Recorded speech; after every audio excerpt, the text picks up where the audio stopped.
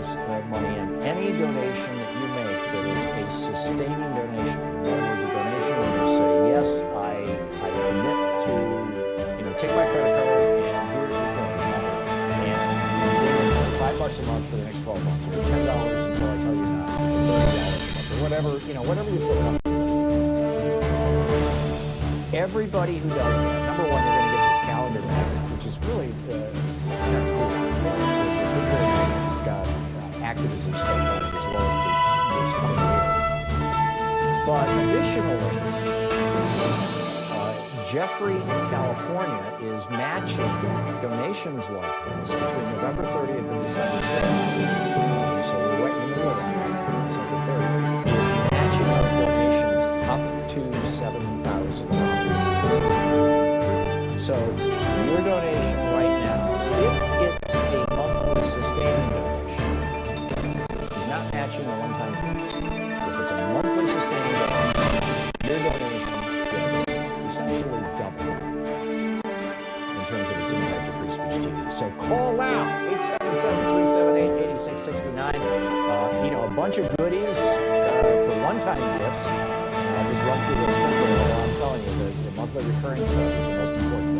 With a $20 gift, you have a choice of the Thom Hartmann Program bumper sticker, Free Speech TV Fight for Democracy sticker, $50 gift, Free Speech TV webcam cover, or sharing Twitter habits in the top-down tote bag. With a $75 gift, you have Free Speech TV Black Hat, or my favorite, the Thom Hartmann Program mug.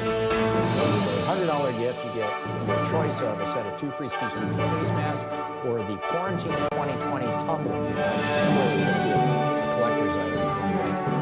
With $120,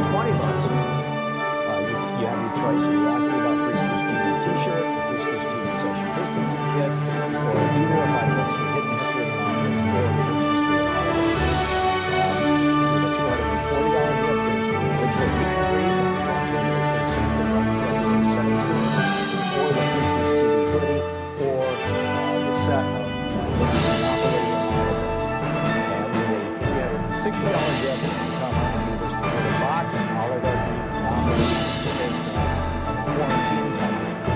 That's what we're doing, $60 gift, $1,000 gift. So please call now, 877-378-8669.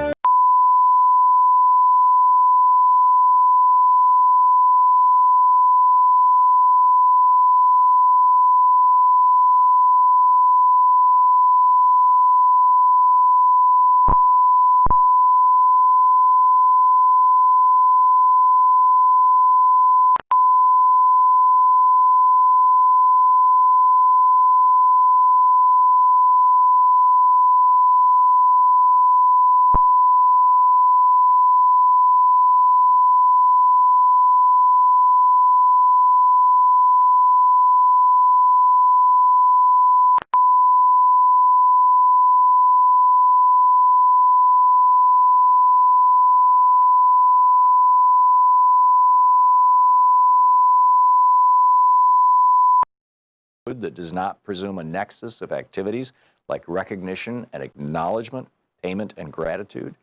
Can debt become a principle of elaboration? Moten thinks Moten links economic debt to the brokenness of being in the interview with Stefan Shukatis, who he acknowledges that some debts should be paid and that much is owed, especially to black people, by white people. And yet he says, I also know that it is that what it is that is supposed to be repaired is irreparable. It can't be repaired. The only thing we can do is tear this stuff down completely and build something new, end of quote. The undercommons do not come to pay their debts, to repair what has been broken, to fix what has been undone. If you want to know what the undercommons wants, what Moten and Harney want, what black people, indigenous people, queers, and poor people want, what we, the we who cohabit in the space of the undercommons want, It is this: we cannot be satisfied with the recognition and acknowledgement generated by the very system that denies A, that anything was ever broken, and B, that we deserve to be the broken part. So we refuse to ask for recognition, and instead we want to take apart, dismantle, tear down that structure right now.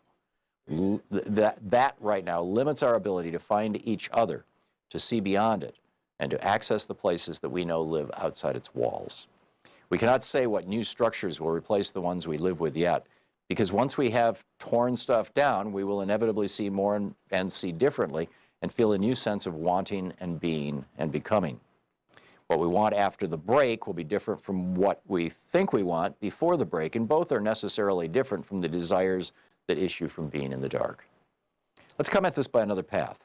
In the melancholic and visionary 2009 film version of Maurice Sendak's Where the Wild Things Are, 1963, Max, the small seeker who leaves his room, his home, his family to find the world beyond, finds a world of lost and lonely beasts, and they promptly make him their king. Max is the first king the wild things have had, whom they did not eat, and who did not, in turn, try to eat them. And the beasts are the first grown things that Max has met, who want his opinion, his judgment, and his rule. Max's power is that he is small while they are big.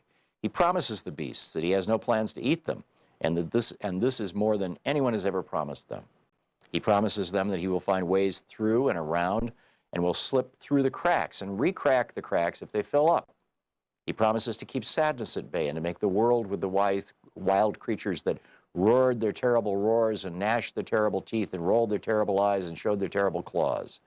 That Max fails to make the wild things happy or to save them or to make the world with them is less important than the fact that he found them and he recognized in them the end of something and potentially the path to an alternative in his world, or an alternative to his world, excuse me. The wild things were not the utopian creatures of fairy tales. They were the rejected and lost subjects of the world Max had left behind. And because he shuttles between the Oedipal land where his mother rules and the ruined world of the wild, he knows the parameters of the real. He sees what is included and what is left out. And he is now able to set sail for another place, a place that is neither the home he left nor the home to which he wants to return.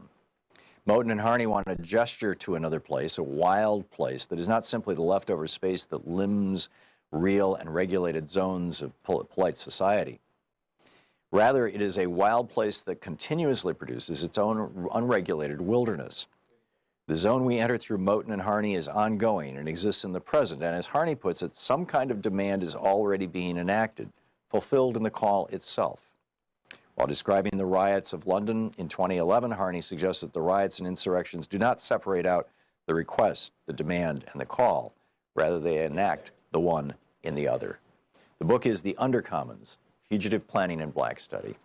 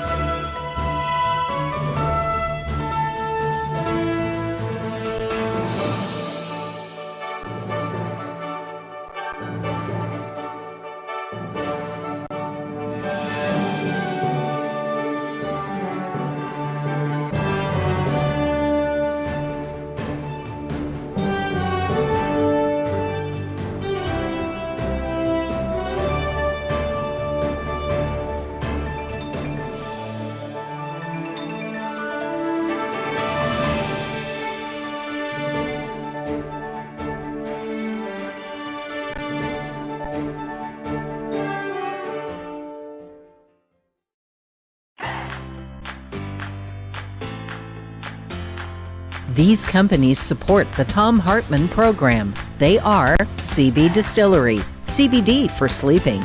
More info at cbdistillery.com, code TOM. The Clean Phone Pro phone sanitizer and charger. More info at thenewdealshop.com. ExpressVPN, the VPN that just works. More information at expressvpn.com/Tom. X-Chair, changing the world one seat at a time. More information at xchairtom.com. Bloomsy Box, simply better blooms. More info available at bloomsybox.com, code TOM. And Boll & Branch Sheets, crafted for the common good. More info at bollandbranch.com, code TOM.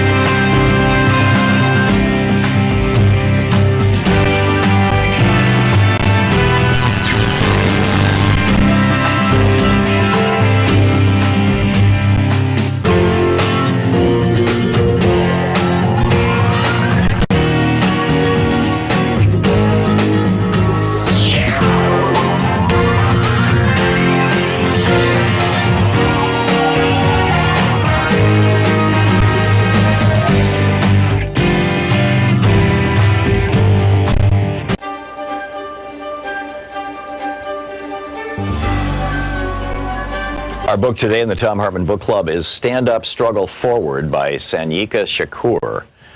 This is a book that was written back in the late 90s, but it's still very, very timely. This is from the second chapter titled Class Antagonisms Inside the Fundamental Contradiction of National Oppression. Having just passed the 19th and quickly approaching the 20th anniversary of the LA Rebellion, we should be reminded here of what Rodney King whimpered as he stood in front of a bank of microphones surrounded by class enemies and neo-colonial politicians. We should remember how he'd been dressed in that non-threatening cardigan sweater, white shirt, and black tie, how his hair had been tortured into submission by a jerry curl. We should reflect as well upon how timid and spooked he looked, and on how concerned and stern those who flanked him were as well. That was a Kodak moment. It was staged to foster an image of contrition and resignation, submission, a victim. Rodney King had been led to believe, through a bourgeois sense of reasoning, that the rebellion was really about him, that the reason new Africans and Mexicanos took to the streets of South Central was the result of his filmed beating. That, of course, is typical of mechanical bourgeois thinking. What it's not typical of, however, is someone from the hood. And this cuts both ways. No one in the hoods and barrios ever thought it was about Rodney King. We'd all seen the film over and over like everyone else, but that was par for the course. We'd always seen that, long before anybody caught it on tape. Actually, we'd experienced much more than that. Why, it's safe to say that the hoods had gone to war with each other in vicious waves of internal, intra-class combat for much less than that.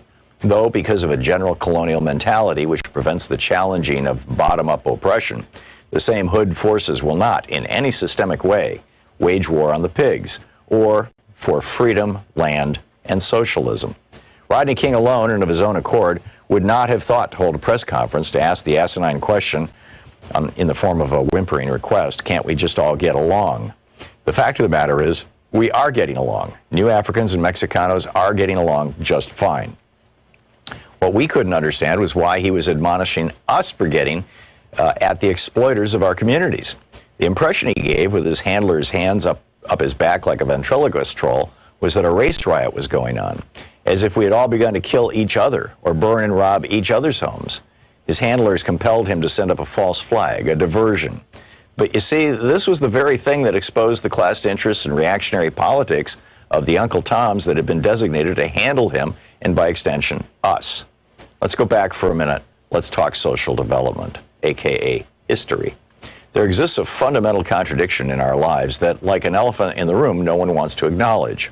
As a consequence of the war waged upon various African nations by European powers, those of us captured and kidnapped were taken out of our own self-determining social developments and violently forced into Euro-American history.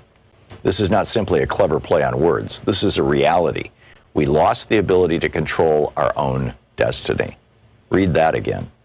From that time until now, the fundamental basic contradiction between the U.S. oppressor nation and our own oppressed and colonized nation has been the governing imperialist relationship, which is to say, us not being in control of the qualitative factors that determine our lives as a people, as a nation.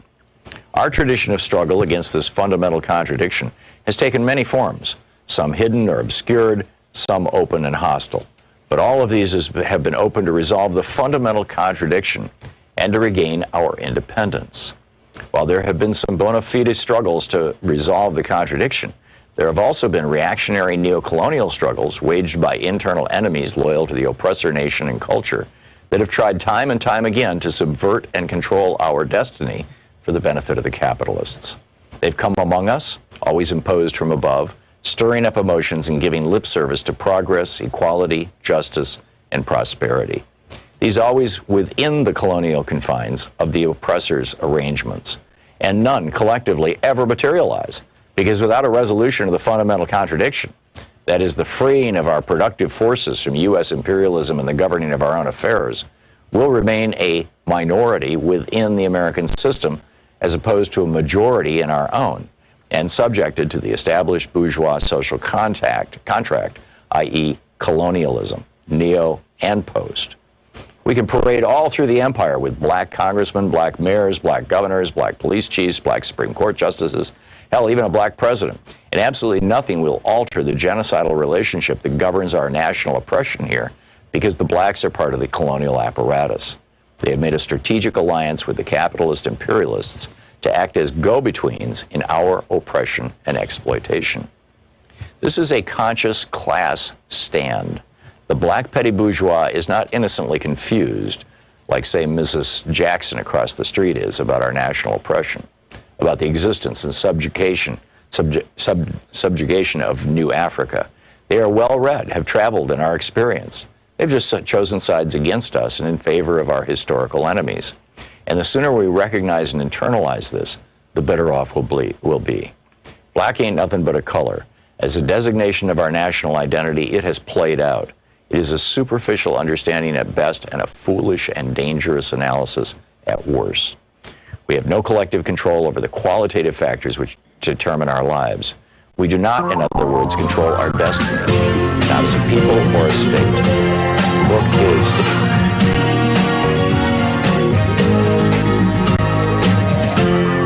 This is the Thom Hartmann Program.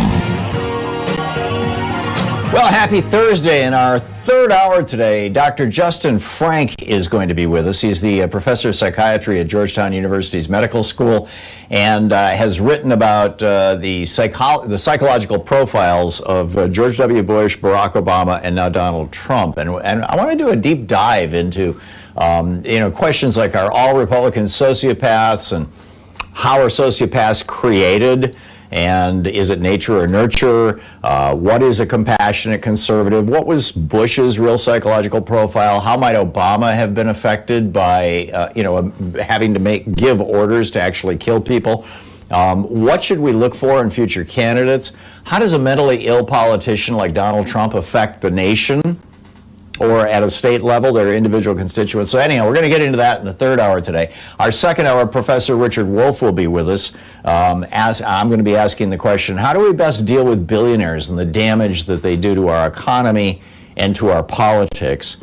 I'm looking forward to that. And to start out today, in addition to a whole pile of news I have for you, and of course we'll be taking your calls at 202-808-9925. I want to start by recapping. Yesterday I went through a list of all the reasons why the Republican Party should be defunded.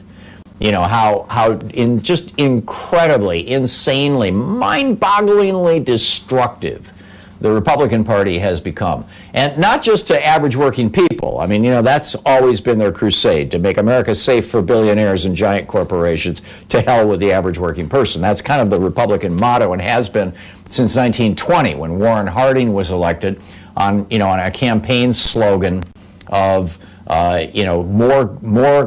more business in government, less government in business. In other words, More business in government, privatize, less government business, deregulate. So, in 1920, Warren Harding became president, Republican Warren Harding, on the slogan of privatize and deregulate, and they're still trying to do it, right?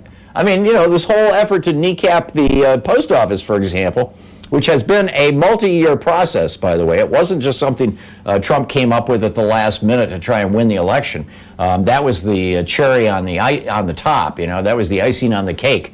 That that probably caused them to put things into overdrive. But this campaign to kneecap the post office is all about damaging Americans' confidence in the post office, so that we will say, yeah, it doesn't work very well. We should turn it over to one of those really efficient giant corporations, and then we can all get screwed by the new, improved, privatized post office. The way we are by other big giant corporate monopolies. So anyhow, it's this is what the Republican Party, among other things, has frankly always been about. It's always been the party of the very wealthy, and unashamedly so, unabashedly so. Although they did, during the 1950s, the 1960s, the 1970s, they did embrace moderation. Those of you old enough to remember, or those of you young enough to read history books, will know that in 1964, in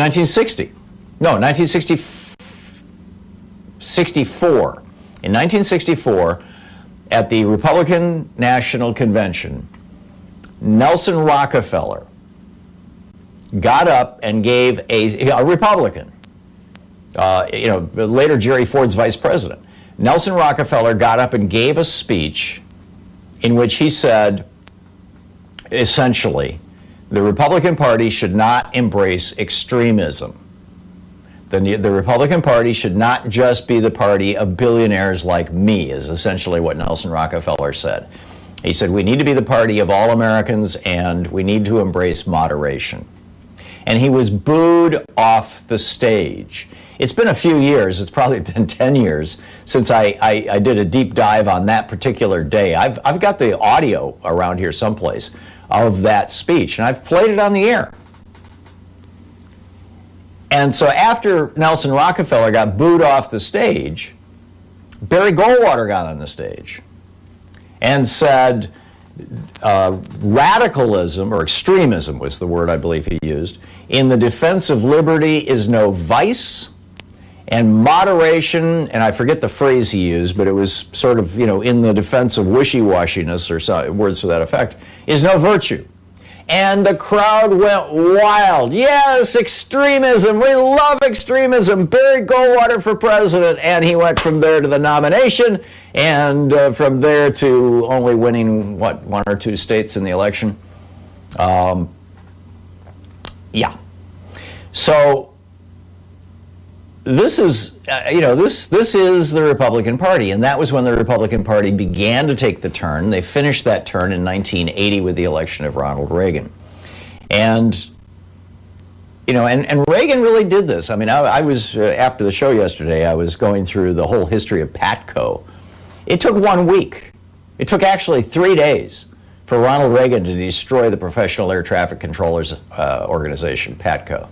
In the first week of August of 1981, it was like his 8th month in office, 7th month in office, however you do your math.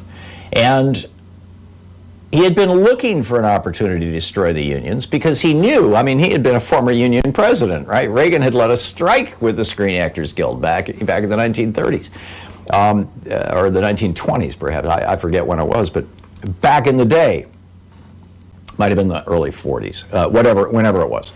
And by the time Reagan was done, by the time Herbert Walker Bush left office, essentially the end of the Reagan administration in 1992, by that point in time, the number of strikes compared to the number of strikes that were happening in the United States, and keep in mind, strikes withholding labor is basically the only weapon labor has to get better working conditions and better pay. The number of strikes had declined to 2% of what it was when Reagan was running SAG. 2%. So anyhow, Reagan figured in the 80s that the way to defund the Democratic Party was to kill the unions, which he did. We've gone from a third of America being unionized to 6% right now. So how do we defund the Republican Party? How can Democrats turn the tables? Number one, end red state welfare.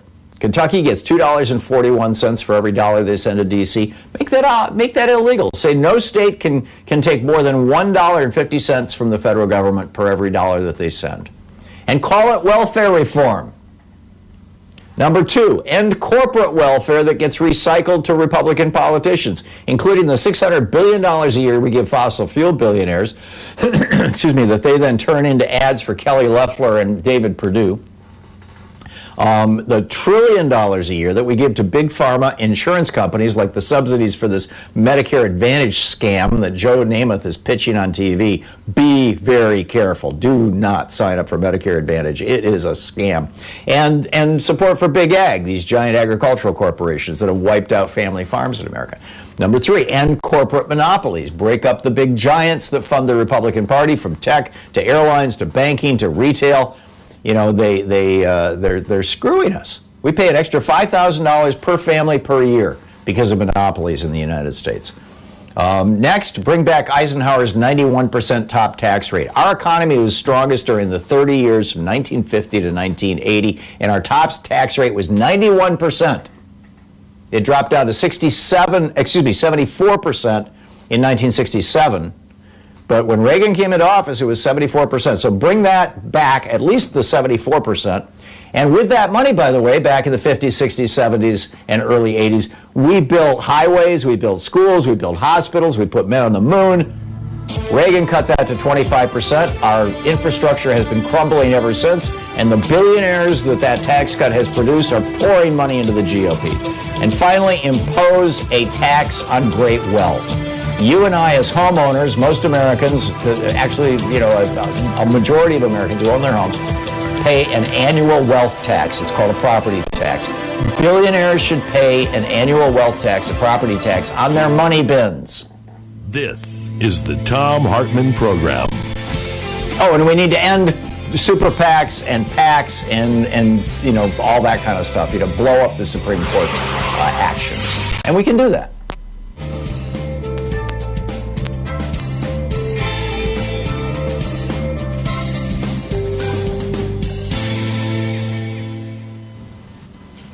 Now, that last point of ending the super PACs and ending the billionaires' ability to engage in politics, I think it's really important to remember that everything that I just called for, literally everything that I just called for, well, with the exception of the 1% wealth tax, was actually in place before Reagan came to office. We were strongly enforcing our anti-monopoly laws. We had a top 91% tax rate. It was very, very hard for employers to stop unionization or destroy unions in the workplace. And now, this is mind-boggling. Chuck Collins, the guy who wrote a great book on the importance of an inheritance tax, co-authored it with Bill Gates Sr., Bill Gates' dad. He was on this program several times talking about it. It's been a decade. The book came out about 10 years ago, but he was on this program. And he was pointing out that without a wealth tax, without an inheritance tax of some kind, you're just going to see, this bloated billionaire class continue to get richer and richer as the struggling working class of America, the struggling average worker, gets poorer and poorer. And that's what's been going on for 40 years as we've lived in this era of Reaganomics. So if you look, there are 650 roughly billionaires in the United States. 650 individuals. They have, since mid-March, when the pandemic started, when economic activity got shut down and when America just basically, freaked out, these 650 billionaires have made more than $1 trillion. They have increased their wealth by over $1 trillion. And the vast majority of that will be tax-free to them because of all the loopholes that they've built into our tax code. They buy politicians. to give them tax loopholes, and then they make mind-boggling amounts of money. I mean, just the three owners of Walmart, Rob, Jim, and Alice Walton, right, have seen their combined personal wealth grow by $48 billion since March. It's like, $300–400 million a day. It would be in that neighborhood, but several $100 million a day in increased wealth that they've seen. And I think you could build a strong case that a lot of it is specifically because of the pandemic. And it's positioning their company, Walmart, to wipe out small competitors, the smaller stores, the small hardware stores, the small clothing stores, the small shoe stores, the independent, all these independent stores all across America that have had to have their doors closed basically since March. And even if they haven't had to have their doors closed, if they're in South Dakota or something, they're struggling because, half of America has figured out that getting COVID is a quick trip to the morgue or to a lifetime of heart disease and dementia and kidney damage and heart damage and liver damage and erectile dysfunction. Yes, one of the more common side effects of men getting COVID is that they can never again get an erection. I mean, honest to God, by the way, tell every man you know, especially the Proud Boys, these guys with the giant guns and the small penises, be sure to tell them. Anyhow, we'll be right back. Stick around. It's coming up on 20 minutes past the hour.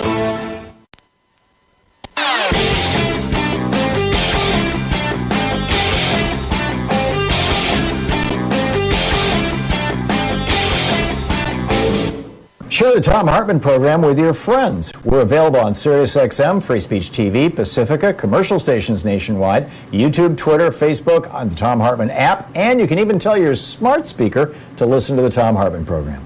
So for our Thom Hartmann Insider videotape that is over, or videotape, YouTube, whatever you want to call it, private video that's available over at ThomHartmann.com, I'm talking this week about Donald Trump just completely giving in to Erdogan of Turkey, the president of Turkey, the dictator of Turkey now, and this theory that Jared Kushner okayed the killing, at least the capture, perhaps the killing of Jamal Khashoggi, and to Mohammed bin Salman, and that Erdogan has the tape of it.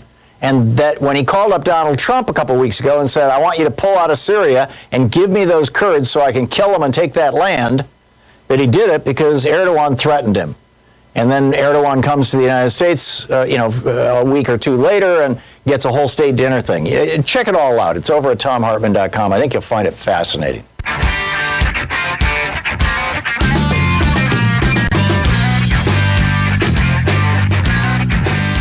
Welcome back.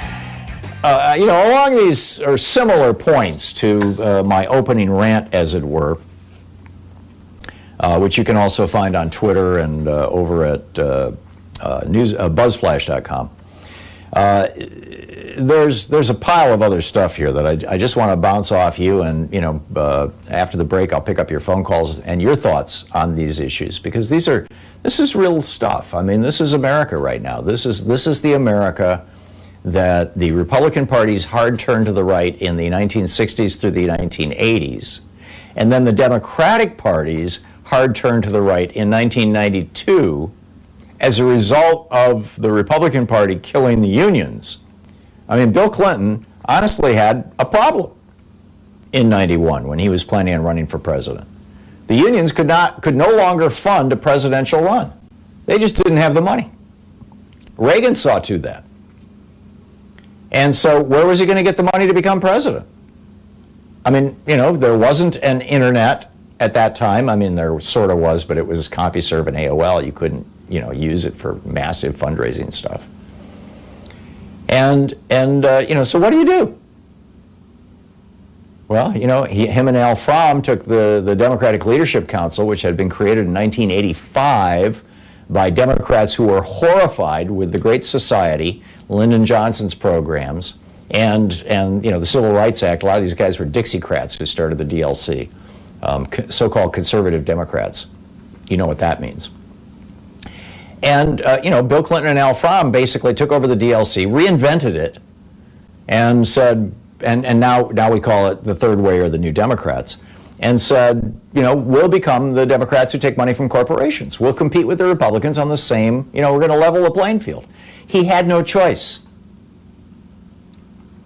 The internet didn't become really a thing that could be used to raise to raise money until the mid-2000s. And Obama wrote it to the White House. But, this is what happened.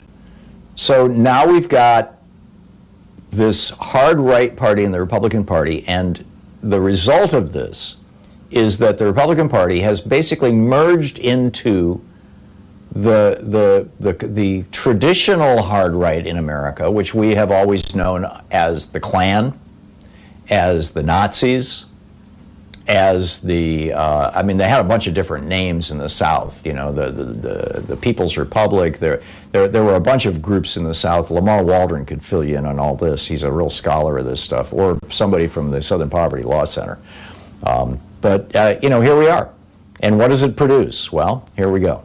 This headline from Travis Geddes over in Raw Story this morning. The headline, pro-Trump shadow group is targeting officials for assassination in a tangible step toward terrorism. A pro-Trump group has called for the assassination of Chris Krebs, the former director of cybersecurity and the Information Security Agency at the federal government, and others who they say stole the election. This is from a statement by, it says Walden said, it doesn't identify who Walden is. We became aware tonight that a shadow group has launched a campaign on a website called Enemies of the People, proposing the assassination of various Republican and Democratic leaders who they falsely claim are complicit in manipulating the 2020 presidential election.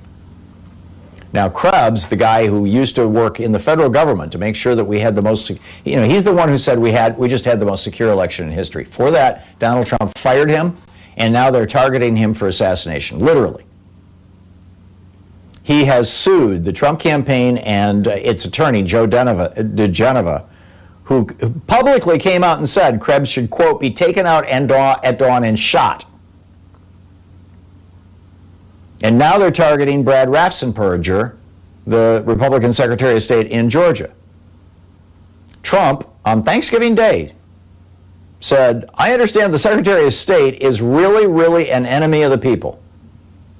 Well, that was the phrase Stalin used whenever he identified somebody to be assassinated or to be taken, or to be imprisoned and executed by the state. Literally. I'm reading From Russia with Love right now by Ian Fleming, the novel. Somebody recommended it to me on Twitter, and I was like, oh, that's interesting. I've never read any of those novels. I love the movies. And it's amazing. It's just an amazing book. I always thought Ian Fleming was a hack writer. This is really good. But anyway, so here we are, the enemy of the state rhetoric that was big in Russia back in the day. Election officials in Georgia, Michigan, and Pennsylvania have had explicit, identifiable assassination threats headed toward them. Here in the Pacific Northwest, in Washington State, a man walked into the headquarters of the Democratic Party for the state. This was in Spokane, I believe. And in Spokane County Democrats. And he said, quote, I don't want to hurt you, but I do have a bomb. Please read this manifesto and share it widely. And then he started a fire inside the Democratic Party headquarters for the state, which did significant damage while they were waiting for the police to come get this guy who said he had a bomb and he was going to blow them up. I mean, this is what the Republicans have brought us to.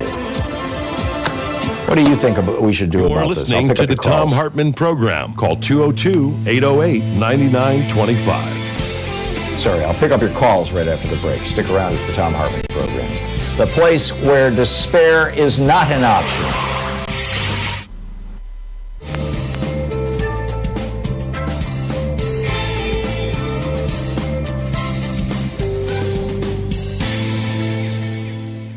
Free Speech TV needs your help, and they need it now. We had a couple of great days during the matches on the pledge drives. You know, when there's not a match, it tends to slide, and we're out of matches. But we still need your help. So please call now, 877-378-8669. If you have not yet made a contribution to Free Speech TV, if you have not yet signed up to make a monthly pledge, do it now. It really makes a difference. Even small amounts, particularly monthly small, $5 a month makes a difference. $10 a month, $15, $20 a month. It makes a huge difference when a lot of people do it, right? You get 1,000 people donating $10 a month. That's a big chunk of Free Speech TV's budget. So please call now, 877-378-8669. Those monthly donations are so important. Also, you know, some folks are reluctant or just don't want to, or you know, unsure of the future or whatever, to commit to a monthly donation, although you can always call them up and say, stop right now. But you know, if you don't want them to charge your credit card every month, and instead would just like to make a one-time gift, Free Speech TV has a whole collection of goodies for you. So with the $20 gift, you can get the Thom Hartmann University, proud student of the Thom Hartmann University bumper sticker, or the Free Speech TV Fight for Democracy sticker. With a $50 gift, you have your choice of the Free Speech TV webcam cover, or the Change Never Happens from the Top Down tote bag. There's lots of really cool stuff here, you know, and it might be a little tight for these things to be Christmas presents or Hanukkah presents, certainly tight for that, but you know, birthdays happen, anniversaries happen, things happen throughout the year, and it's always good to have a little stash of things that you can give people. Some of these are really cool for that. With a $75 gift, for example, you get your choice between the Free Speech TV black hat or the Thom Hartmann Program mug, which would be a nice gift to anybody you know who, you know, cares about the Thom Hartmann Program. With a $100 gift, you have your choice of the set of 2 Free Speech TV face masks, or the soon-to-be a collector's item 2020 quarantine tumbler. With a $120 gift, you've got a bunch of choices. You could get the T-shirt, Ask Me About Free Speech TV, which helps you become a more effective spreader of the word about Free Speech TV, and we need all of that we can get. Or you can get the Free Speech TV social distancing kit, or your choice of the hidden history of monopolies or the hidden history of American oligarchy. Those are any one of those things with a $120 gift. With a $240 gift, we have these virtual meet and greets. We've been doing this since the COVID started in March, and we'll probably continue to do them for a while. And in fact, you know, some people really like them. You know, have to get on an airplane and all that kind of stuff. You know, it's just a whole lot easier than flying to Portland, and so it's also less expensive. So we get together on a Zoom call. Typically, it's 6 or 8 people, something like that, and sometimes as many as 10. But I don't think we've ever had more than that. So. And we're on Zoom, we can see each other. If you want to come in by telephone and you don't want your face to be visible to everybody, that's fine, you know, that's easy, no problem. And but I'll be there on video with this camera, in fact, with this shot, and talking to you. And you know, we'll just have a conversation. It's not recorded. Anybody, you know, anything you say will be held in relative confidence. You know, I can't guarantee everybody else on the call, but I'm not going to quote anything you say, and you know, I'll offer candid assessments in some cases that I might even be a little more reluctant to say on the air. So that's we've got one coming up January 13th, and then there's another one on January 17th. So you know, $240 for the Free Speech TV virtual meet and greet. With a $360 gift, there's the Thom Hartmann University winter box, which includes both books, the Oligarchy book, The Hidden History of Oligarchy, which will be out in a couple of months, and The Hidden History of Monopoly, both of them with a bookplate signed by the author, which is me, You get a set of 2 face masks, and you get that really cool collector's item, the Quarantine 2020 tumbler. And with a $1,000 gift, get in line to come out to Portland. In fact, we've been kicking around ideas about how to do these meet and greets once we restart the program. Once we've all had a vaccine. So that's what's there. These gifts are all available to you with with your one-time contributions. With a recurring gift of any amount, $2 a month, you'll get a Free Speech TV refrigerator magnet, a calendar with some really cool stuff on it. You'll like it. So those are the gifts, but most important, we need to help keep this network on the air. So please call now, 877-378-8669. Please call now. Thank you so much for supporting Free Speech TV.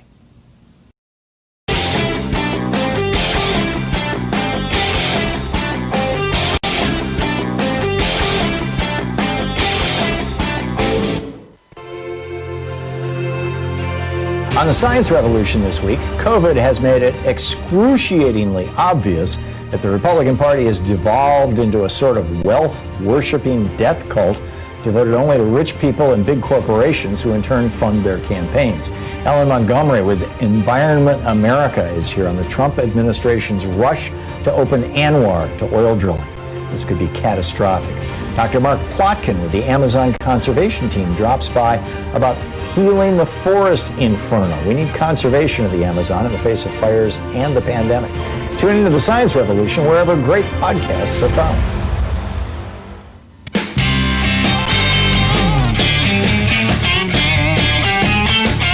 And welcome back. Thom Hartmann here with you. Steve in Milwaukee, Wisconsin. Steve, it says here you disagree with me and that I'm a lunatic. So you go to the front of the line. Please, let's be specific and have a rational conversation here. What specifically did I say that you think is loony?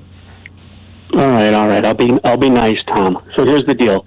I typically don't dial into your station, but I've been finding you, and I've been enjoying listening. But I will tell you, everything that you talked about in your rant this morning, every single thing you mentioned in your opening dialogue in your rant, completely off base. Let's talk about the 91% tax rate on the wealthy and the rich, okay? First of all, you know that is not possible. You know for an absolute fact that if you were to do that, you would increase poverty in this country at rates we've never even seen, okay? The reality is, if those tax rates were real at one time, okay, real, and you're talking to somebody that was a Democrat, lifelong, entire life, okay? You're talking to somebody that was so poor growing up. We used to go to Kentucky Fried Chicken and lick other people's fingers, all right? The reality is, I know what it's like to be on welfare. We were on welfare, all right? We had our lights shut off. I did all of that. And if it wasn't for some wealthy people, I would have never been given a chance. So your 91% is delusional, okay? Should some of the wealthy people... Okay, Steve, let's just take that for a minute. I gave you all the space you wanted, and yeah, I grew up in similar circumstances. We used to we called it the cheese store. We would go to the surplus food store that Lansing had. So I'm familiar. Yes, there was a 91% income tax. It was imposed by Franklin Roosevelt either in the late 1930s or early 1940s. It had been earlier imposed by Woodrow Wilson to pay for World War I. It got blown up by Warren Harding in 1920 when he dropped it from 91% down to 25%. Franklin Roosevelt raised it back up to 91%. It was 91% throughout the last half of the FDR presidency, through the entirety of the Truman presidency, through the entirety of Republican Eisenhower presidency, and Dwight Eisenhower and Richard Nixon both repeatedly defended it. You can look this up. It was 91% throughout the Kennedy presidency. Lyndon Johnson in 1967 dropped it down to 74%. And it stood there until the second year of Reagan's presidency, or the end of the first year of Reagan's presidency, when he dropped it down to 50%, and then 2 years later dropped it down to 25%.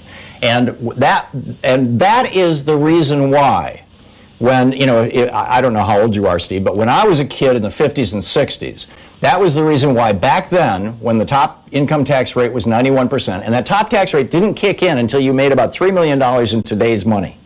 That is why the average CEO in America in the 40s, 50s, 60s, 70s, and the first half of the 80s took a maximum of 30 times what their lowest paid employee took.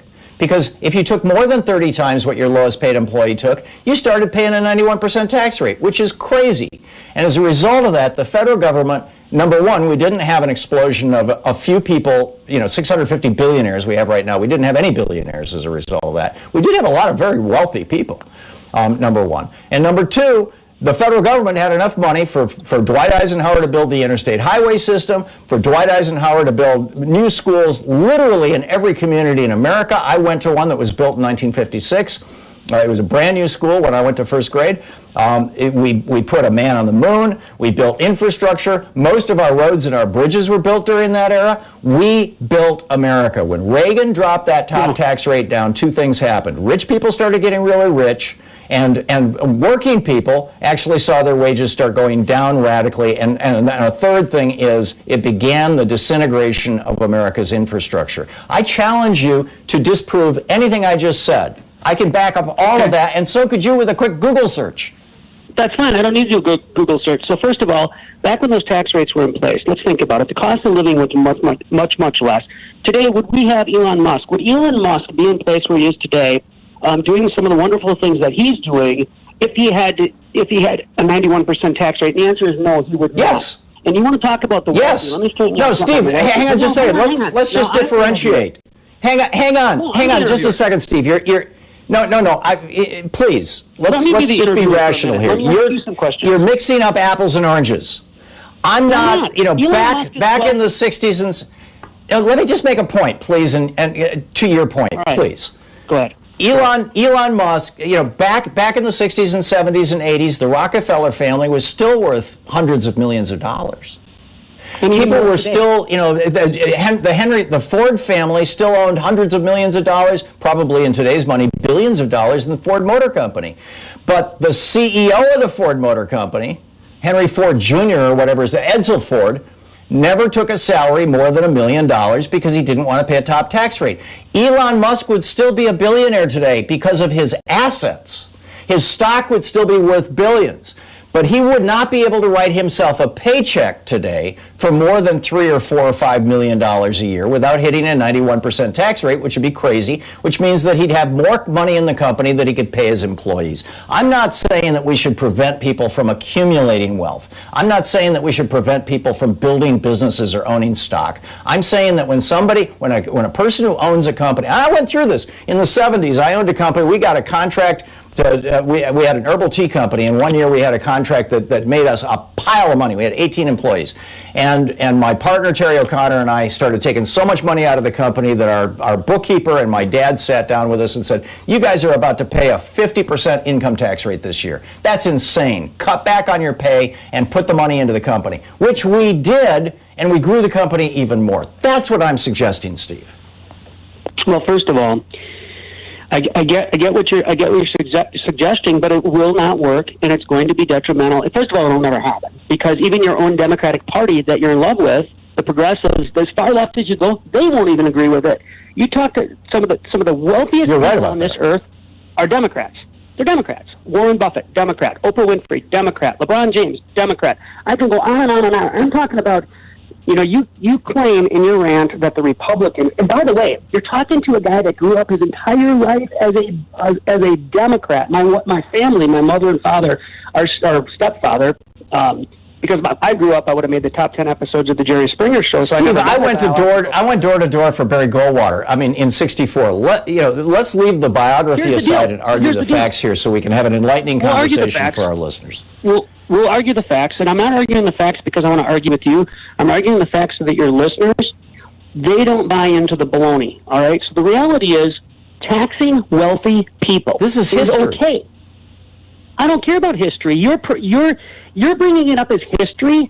If you go back and listen to the tape on what you said, you're advocating for that stuff to happen again, is what you're advocating. Yes. You're advocating to get rid of the Supreme Court in some way or change it. No, I'm not. We're talking about taxes right now, Steve. And during the decades the decades of the 50s, 60s, and 70s, that 30-year period, we averaged 3.2%, I believe, as I recall, 3.2% GDP per year, or average over each one of those 3 decades, which was the greatest growth in the history of the United States. It all came crashing down when Reagan dropped that top tax rate.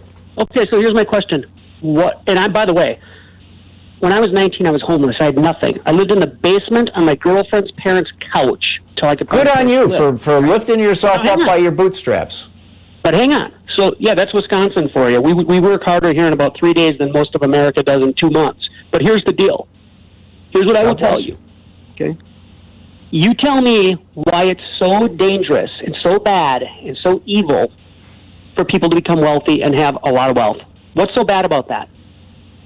I didn't say it's bad for people to become evil. So as I pointed out, the Rockefellers were still rich. Fine. What's so terrible? What I'm saying is that when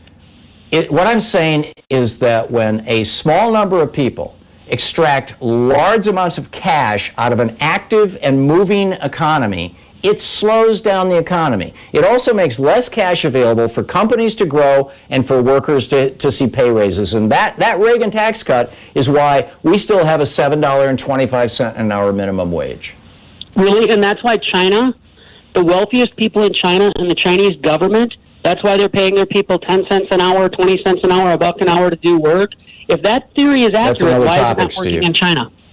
No, it isn't, because China does have a very high tax rate on their wealthiest people. Most of China's billionaires are not taking billions in pay. They're billionaires because, with our example of Elon Musk, they are stockholders in companies that they started. Sure. And how much freedom do they have? And how much pursuit of happiness and liberty Well, I'm not suggesting America should become China. I mean, if you want an example that's a better example, pick Denmark. We're heading there. Or Germany, or France. There. Just the coronavirus stuff, we're heading there. All of this stuff, we're heading. No, we're not. We're absolutely heading towards. Steve, rhetorical generalizations like that, don't serve any good purpose. Call again with specifics, and I'm more than happy to argue specifics with you. Like we just, it was a very good conversation for 5 or 6 minutes here about taxes. Thank you. Thank and by you the way, for I'll that. call back in a few weeks. And by the way, your listeners probably learned something from me today. Thank you. I believe you're right. And our policy is you get 1 call a week. So Steve, I look forward to your next one. Thank you. And thanks for a rational conversation. I honestly really value that. Visit ThomHartmann.com for audio and video archives. That was more like the kind of conversations I used to have with my dad. Steve, you're great. Thank you. We'll be right back.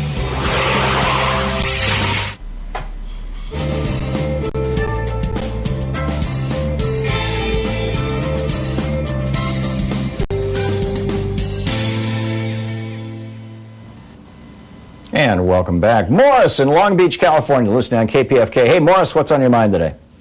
Hey, Professor, you were talking about Ronald Reagan. Before Ronald Reagan was president of the United States, there's something that we did not have that we do have today, and it's called a billionaire class. Before I call him Righteous Ronnie. But before Righteous Ronnie became president of the United States, there was one guy. His name was J. Paul Getty. Now, that brother might have had $1 billion. He was close to it, right? But outside of him, that was it, $200 million, $250 million. That was big-time money. So before Ronald Reagan became the president, we didn't have this billionaire class. So how do we get to a billionaire class? I'm so glad you asked that question. We got to go back to Dwight Eisenhower. I've talked to you about this before, Professor. It's a broken record. You got to take a look at the distribution of wealth. But what does that mean? You got to look at your tax guidelines. Look at your tax guidelines. That'll tell you everything. When you were talking about the 91% tax thing, I remember that. I owned a business. I remember there was years you get out to the end of the year because you got to midnight, December the 31st, right, to do what you're going to do. And I got this money. Now I got to make a choice. Either I'm going to take this $11,000, $12,000, $15,000 and reinvest it back into my business, or take 91% of that amount of money and send it to the federal government. Now, which one of them do you think I did? I put it right back into my business. Now, the way the tax guidelines are set up today, there's no incentive to invest, but there is protections to extract. You got it? Yep. And so that's where we are. And the brother you was talking to, I'm going to tell you something.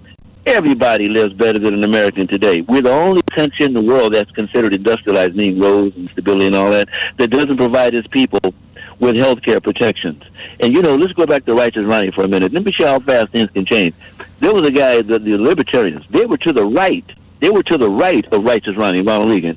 And you never thought they'd make it into the White House, right? Guess who's in the White House now? Mark Meadows is in the White House. Who would have thunk it? So there it is, Professor. We need to look at our distribution of our wealth. You look at our tax guidelines, and that's what's going to save us, okay? All right. Thank you, my brother. I'm with you, Morris. Morris always calls with some of the most trenchant, we're just right on spot political observations.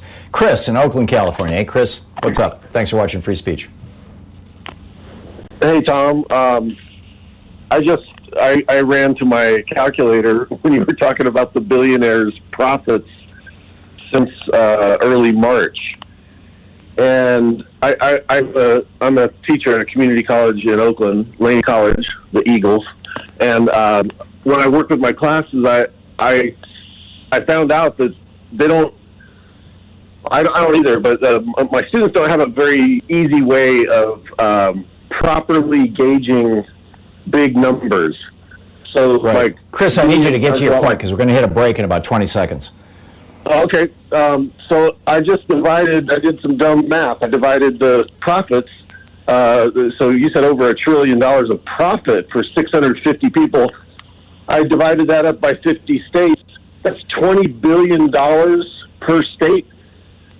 Each of those people on average, each of those individual people on average could give $150 million each person to each state. This is insanity. That's more money than we could end homelessness, we could end poverty, we could end hunger in the United States if we didn't, if we ended money hoarding essentially. Chris, thank you, spot on, and God bless you for being a teacher.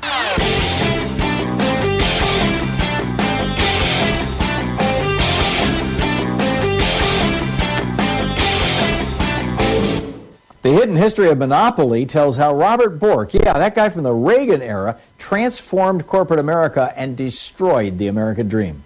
Hey, we have a new video for supporters of our program over at thomhartmann.com. It's about curing type 1 diabetes, which is a pretty amazing thing. Type 1 diabetes is where the cells in the pancreas that produce insulin are actually destroyed. They're gone. Type 1 diabetics, typically it shows up in childhood. And without insulin, people die from it fairly young. With insulin, they can live a good long life, but a University of Alberta researcher, Dr. James Shapiro, back in 1990 pioneered a transplant system. Now, the problem with that was that people had to use immunosuppressive drugs for the rest of their lives because they had just gotten, a partial pancreas transplant from another person. But now he's successfully on mice worked out a way of actually curing type 1 diabetes. We can't do it legally here in the United States, but they're doing it in Canada. It's amazing. You can check it out at thomhartmann.com.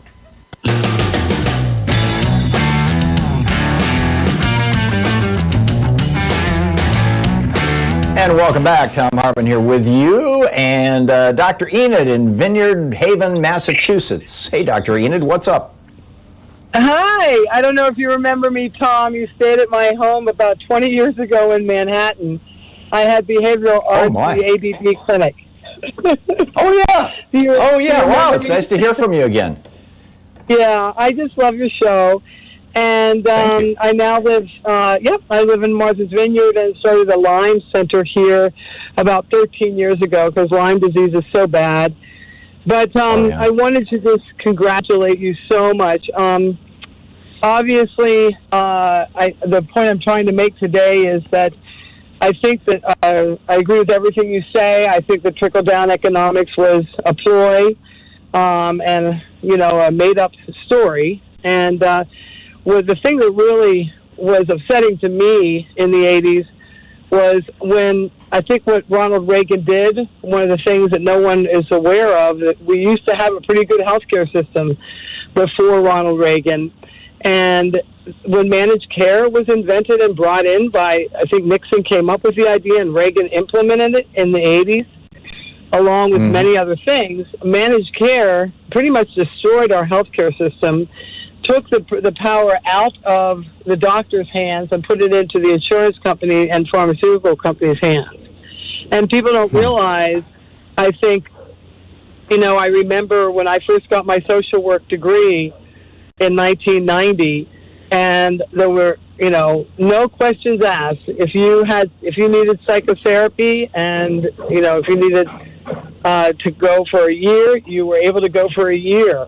And that was no questions asked. That was billing right to the doctors, and I had no problem, getting reimbursed in a week or two from the insurance companies. And then it changed in 1995 when I did open behavioral arts there in Manhattan, the ADD clinic. Unfortunately, I had to hire a crew to do the billing, after that, because the insurance companies kept changing the codes every month and would not reimburse privately owned clinics. And people don't realize that so many clinics that were privately owned at that time went out of business because we had to close our doors at behavioral arts because the insurance companies owed us, over $3 million. And because I did not think it was right to stop seeing those patients, that needed to be seen just because their insurance wasn't covering them anymore. So I changed to a sliding scale. But we weren't able to keep our doors open. But I think a lot of people don't realize. It was Nixon who embraced the changes in the law that allowed Kaiser to exist, and I'm not a big opponent of Kaiser, frankly, but you're right. Reagan took that to a whole new level. Didn't you join Louise and I with dinner with Juliana Moore, the actress? Yeah, she was a friend of mine. Yeah, yes. That's right. Yeah, I remember her well, Enid. Thank you. I got to move along though. Okay. All right. Well, thank you for all your work that you do, and I'm just I'm behind you 100%. Thank you so much, and keep up the great work, Dr. Enid. I want to try and get one more caller in here. Thank you so much, Steve in Phoenix, Arizona. Hey, Steve, what's on your mind? Hey, good morning, Tom. Morris rocks. He's really great, and it's always nice to talk to him. He really is. And what I want to also, I want to talk about unionism. But Jack Welch, he helped bring about a lot of badness to our country because he says the ideal factory is something that floats on a barge, and he can move it from the cheapest country to the cheapest country.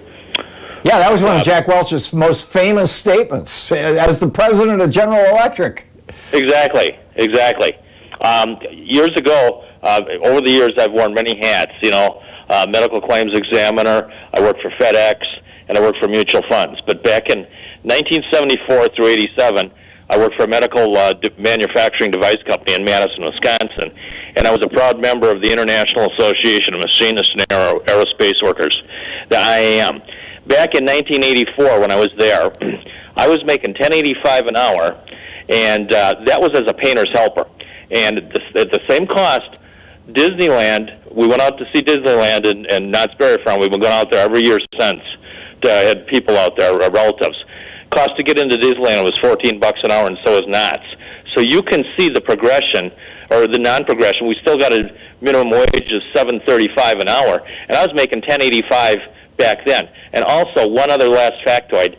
I believe the Playboy Mansion was the richest, the most expensive home sold for $1 million back in the 70s or something like that. Now look what things cost. And this is all due to the dissolution of the top marginal tax rate of 91 to 74%.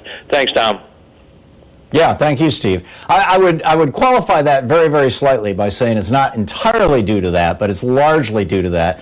We also had the problem with inflation in the 1970s and early 1980s that was the result of the Arab oil embargo, two of them in a row, in fact, that drove up the price of commodities.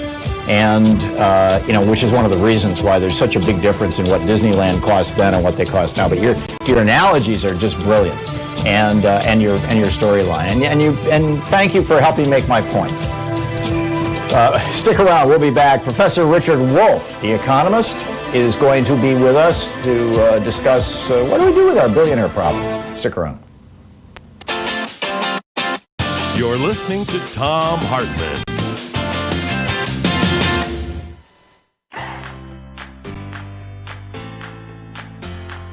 These companies support the Thom Hartmann Program. They are CB Distillery, CBD for sleeping. More info at cbdistillery.com, code TOM. The Clean Phone Pro phone sanitizer and charger. More info at thenewdealshop.com.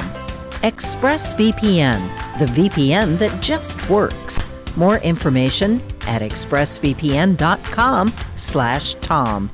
X-Chair, changing the world one seat at a time. More information at xchairtom.com. Bloomsy Box, simply better blooms. More info available at bloomsybox.com, code TOM. And Boll & Branch Sheets, crafted for the common good. More info at bollandbranch.com, code TOM.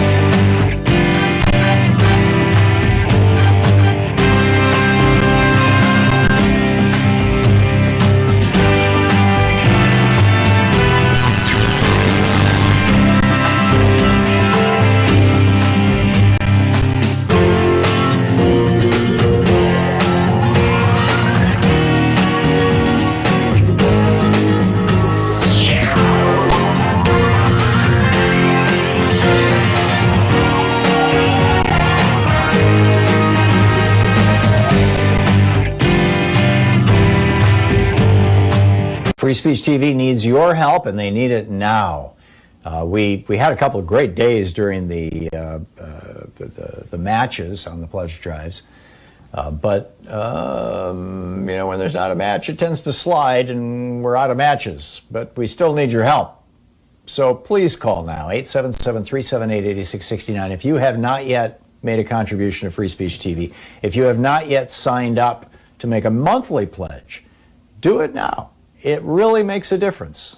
Even small amounts, particularly monthly small, $5 a month makes a difference. $10 a month, $15, $20 a month. It makes a huge difference when a lot of people do it, right? You get 1,000 people donating $10 a month. That's a big chunk of Free Speech TV's budget. So please call now, 877-378-8669. Those monthly donations are so important. Also, some folks are reluctant or just don't want to, or, unsure of the future or whatever, to commit to a monthly donation, although you can always call them up and say, stop right now. But, if you don't want them to charge your credit card every month, and instead would just like to make a one-time gift, Free Speech TV has a whole collection of goodies for you. So with the $20 gift, you can get the Thom Hartmann University, proud student of the Thom Hartmann University bumper sticker, or the Free Speech TV Fight for Democracy sticker. With a $50 gift, you have your choice of the Free Speech TV webcam cover, or the Change Never Happens from the Top Down tote bag. There's lots of really cool stuff here, and it might be a little tight for these things to be Christmas presents or Hanukkah presents, certainly tight for that, but birthdays happen, anniversaries happen, things happen throughout the year, and it's always good to have a little stash of things that you can give people. Some of these are really cool for that. With a $75 gift, for example, you get your choice between the Free Speech TV black hat or the Thom Hartmann Program mug, which would be a nice gift to anybody who cares about the Thom Hartmann Program. With a $100 gift, you have your choice of the set of 2 Free Speech TV face masks or the soon-to-be a collector's item 2020 quarantine tumbler. With a $120 gift, you've got a bunch of choices. You can get the T-shirt, Ask Me About Free Speech TV, which helps you become a more effective spreader of the word about Free Speech TV, and we need all of that we can get. Or you can get the Free Speech TV social distancing kit, or your choice of the hidden history of monopolies or the hidden history of American oligarchy. Those are any one of those things with a $120 gift. With a $240 gift, we have these virtual meet and greets. We've been doing this since the COVID started in March, and we'll probably continue to do them for a while. And in fact, some people really like them. Have to get on an airplane and all that kind of stuff. It's just a whole lot easier than flying to Portland. And so it's also less expensive. So we get together on a Zoom call. Typically it's 6 or 8 people, something like that. And sometimes as many as 10, but I don't think we've ever had more than that. So, and we're on Zoom, we can see each other. If you want to come in by telephone and you don't want your face to be visible to everybody, that's fine. That's easy, no problem. And but I'll be there on video with this camera, in fact, with this shot, and talking to you. And we'll just have a conversation. It's not recorded. Anybody, anything you say will be held in relative confidence. I can't guarantee everybody else on the call, but I'm not going to quote anything you say. And I'll offer candid assessments in some cases that I might even be a little more reluctant to say on the air. So that's we've got one coming up January 13th, and then there's another one on January 17th. So $240 for the Free Speech TV virtual meet and greet. With a $360 gift, there's the Thom Hartmann University Winter Box, which includes both books, the Oligarchy book, The Hidden History of Oligarchy, which will be out in a couple of months, and The Hidden History of Monopoly, both of them with a bookplate signed by the author, which is me.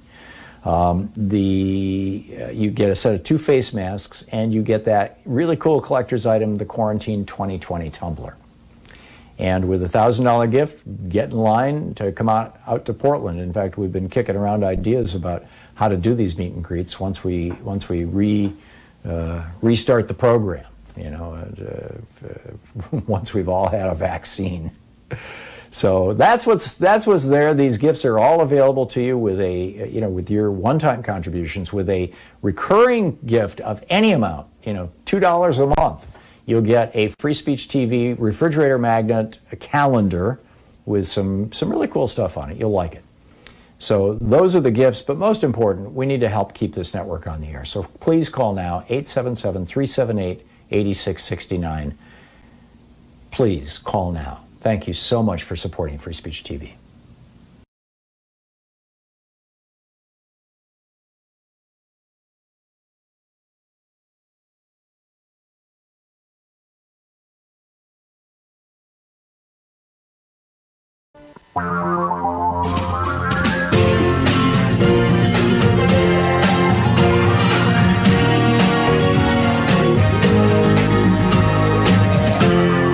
This is the Thom Hartmann Program. Welcome back. Thom Hartmann here with you. In the last hour, we were talking about the corrosive influence or impact on our society of great wealth, and how great wealth was, to some extent anyway, kept in check by through the period of the 1950s, 60s, 70s by a 91% top income tax rate. Which Reagan blew all to hell, and we never got back. We haven't been above 50% since then, like most developed countries are, on very, very wealthy people. But let's do a little deeper dive into all of this. How do we best deal with billionaires, and how do we best deal with the damage they do to our economy and our politics?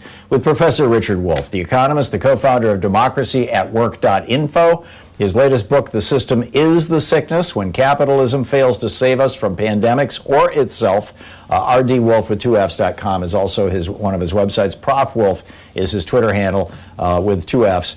Professor Wolff, welcome back. How do we best deal with billionaires and the damage that they do to our economy and to our politics? Well, I think we can dip into our own history. We have been a society that has always had, right from the beginning, part of our revolutionary tradition, a notion that equality in economic terms is part of what we ought to have. Poll after poll, including in the most recent months, indicates that Americans want less inequality overwhelmingly than we have, and when asked what they think we have, they underestimate how unequal it is, and that's partly because they don't want to believe that it is even possible to have the kinds of inequality that we now have. So I think we can dip into our history and look at what we did in the past, and here's a few examples of what could be done tomorrow. Number one, a proper estate tax. If you want to allow people to accumulate crazy amounts of money in their lifetime for whatever reason, okay, let's let that go for the moment. What about an inheritance tax? The basic idea always was that we ought to all start more or less on a level playing field. We shouldn't have somebody coming into the world scheduled to inherit billions or millions, and other people, looking to see if they can get another meal within the next couple of days. And it's not fair, and it's not equal, and it's unfair particularly to the innocent new child being born, and that a level playing field is part of the democratic tradition, et cetera, et cetera. And on that basis, you really tax inheritance. We used to do that in the United States up until relatively recently, when we dropped both informally with all the escape clauses, but even the formal rates have been cut drastically. So I believe it's now about 11 or 12 $1 million that you can leave to your children before any federal tax applies to an estate. And for historical context, it was the Republican President Teddy Roosevelt who campaigned for this, and I believe started the inheritance tax. Am I remembering that correctly? Well, you got me there. I'm not 100% sure, but I'm not surprised that there have been people throughout American history. There are also state inheritance taxes where you can see the same idea at play across the 50 states, since they also have estate taxes that they apply, inheritance taxes. So that's one. Here's another one. In World Wars I and II, we had what was called an excess profits tax. If you were making money during those wars as an American, at the same time that your fellow citizens were giving up their lives fighting in foreign countries, presumably for the defense of the United States, the inequality between these two situations drove presidents like, for example, Franklin Roosevelt in his famous speeches in 1942 and again in 1944 to say, this is unconscionable. That high tax rate you mentioned before, that came out of a whole procedure of saying we should tax people who are making money off of a war that is killing our fellow citizens, because the gap between these two is unspeakable. Well, look at it now. We have whatever it is now, close to 300,000 people dead from COVID, while a handful of billionaires have raked in, if I understand the numbers, in excess of a growth of $1 trillion to these a few hundred people over the same period of time that has killed 300,000 of our fellow citizens. If there's something so terribly wrong there. And here's the last one. It's sort of common sense. If you took away half of the wealth, I'll pick somebody, Jeffrey Bezos of Amazon. I don't have to pick on him, but he's the example these days. If you took away half his wealth, you taxed it for the general welfare of the society, he'd still be the richest person in the United States after you took away half, but the $100 billion you would get thereby could do dramatic things for the welfare and health of millions of Americans. In fact, it's such a comment on our society, Tom, that none of these people has even come forward voluntarily to propose doing this sort of thing. It gives you a notion of the harshness that we are descending into that I personally find scary. Yeah, Nick Hanauer is a multimillionaire, right. A tech investor who, he started this group called the Patriotic Millionaires, who are calling for higher taxes on millionaires and billionaires. He's been on this program a number of times, along with Morris Black, I think his name is, and a few others. It's really an extraordinary thing. I'm curious your thoughts on this. As a homeowner in the United States, and slightly over half of all Americans are homeowners, or all American families are homeowners as opposed to renters. And even renters are paying this indirectly. But as a homeowner, every year I write a check for several $1,000s on my largest source of wealth, which is my home. That's worth more than anything else I have. And so I'm paying a wealth tax every year, every single year. And it's not a small tax. It's, 4 or 5% of the value of my home, essentially, or whatever, however they calculate it. It's huge. But if I, instead of having my home, my largest store of wealth was my money bin, it was $1 billion in a mutual fund, I pay no tax at all on that, unless I decide to take money out of it. Shouldn't we have a wealth tax for millionaires and billionaires that is similar to the wealth tax that, the majority of American families pay in the United States? Absolutely. And the confusion around this really blows my mind. Let's go back to your house. If you have a house, you pay a property tax on the value of the house. If you rent the house out and earn rental income, you pay an income tax. One is a tax on the value of the property. The other is a tax on the income generated by the property. If you sell your house and buy an equivalent value of shares of stock, here in America, a very weird thing happens. You continue to have to pay income tax on the dividends and interest and capital gains you get from that stock. But on the wealth itself, no tax, no property tax. It's unspeakable that in our country we even dare call it a property tax, because it isn't. A property tax implies you tax property, but we don't. We tax property in the form of homes, of land, and of automobiles and things like that. The glaring, screaming exemption is a tax on property in the form of stocks and bonds and cash. No wealth tax is applied by the federal government and by virtually all the states on the wealth in that form that the wealthiest among us hold the bulk of our wealth. You and I talk about our home as our big wealth, but if you're in among the 1%, then the home is not your major wealth. Stocks, bonds, portfolios, and all of that kind of thing is. And to exempt that is an unspeakable tax injustice. Time to start taxing the money bins. Professor Richard Wolff, his latest book, The Sickness is the System, the website democracyatwork.info. Dr. Wolff, thank you so much for dropping by today. It's always great talking with you. Thank you, Tom. We'll be right back with more of the news of the day and your calls right after this. Stick around. This is the Thom Hartmann Program. It is 15 minutes past the hour on the Thom Hartmann Program, the place where despair is not an option.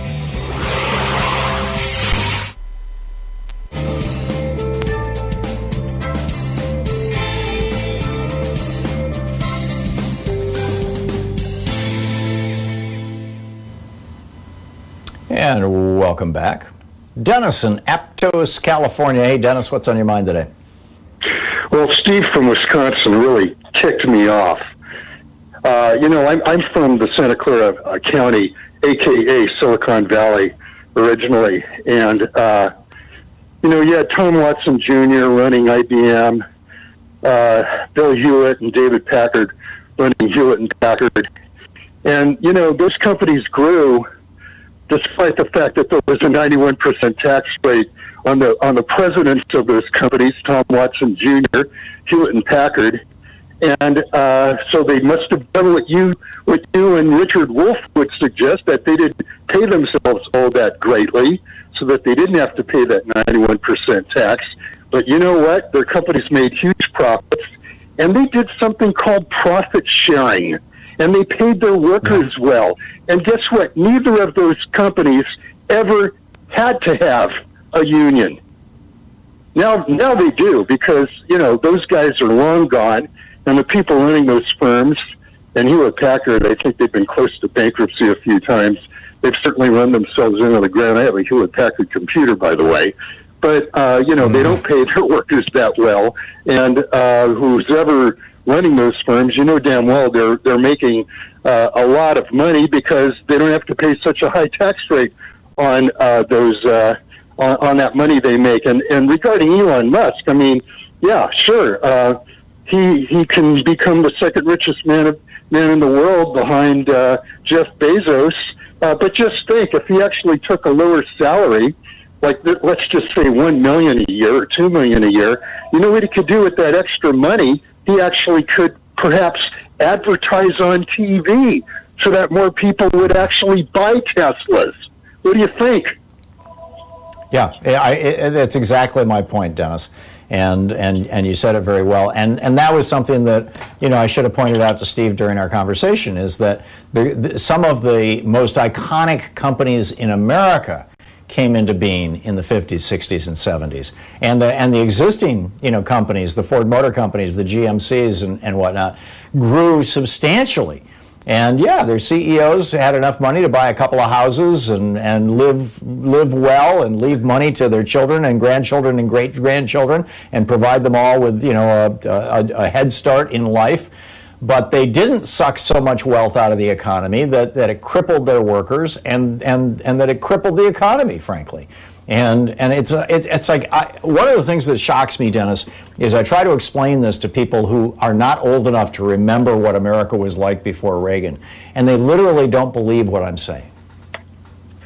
Yeah, I mean, you know, you have to look in history books, and you have to do some reading. I mean, I'm 66, so I didn't live during the Depression like my dad did. And, you know, that's the other thing. You're so right on about the investments. I mean, if you even go back to Franklin Roosevelt, you know, when he took over in 1933, US 101, that highway that goes through Oregon, Washington, and California, most of it was still a two-lane asphalt strip, you know, like between Los Angeles and San Francisco. By the time it was 1940, it was mostly a four-lane divided highway. And we don't have the money for that anymore. Yeah, it's crazy. We built our infrastructure, and we built our intellectual infrastructure. Prior to Reagan, you could go to college regardless of where you were born. You know, if you could just hit the academic standards, it wasn't hard to cover. Dennis, I got to run, but thank you for the call. It's 20 minutes past the hour.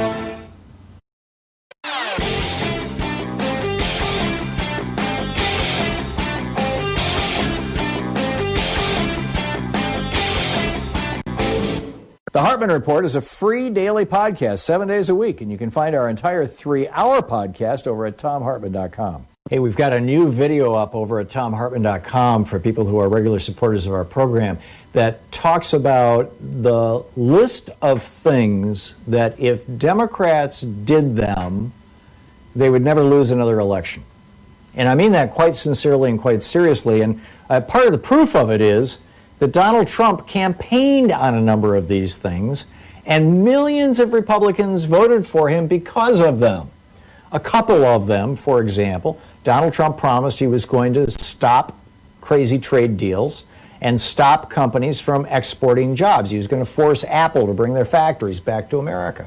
Well, Democrats need to be talking about this, and they have been forever. I mean, this is Bernie and Sherrod Brown and these guys all with these things. Donald Trump said he was going to give everybody in America health care.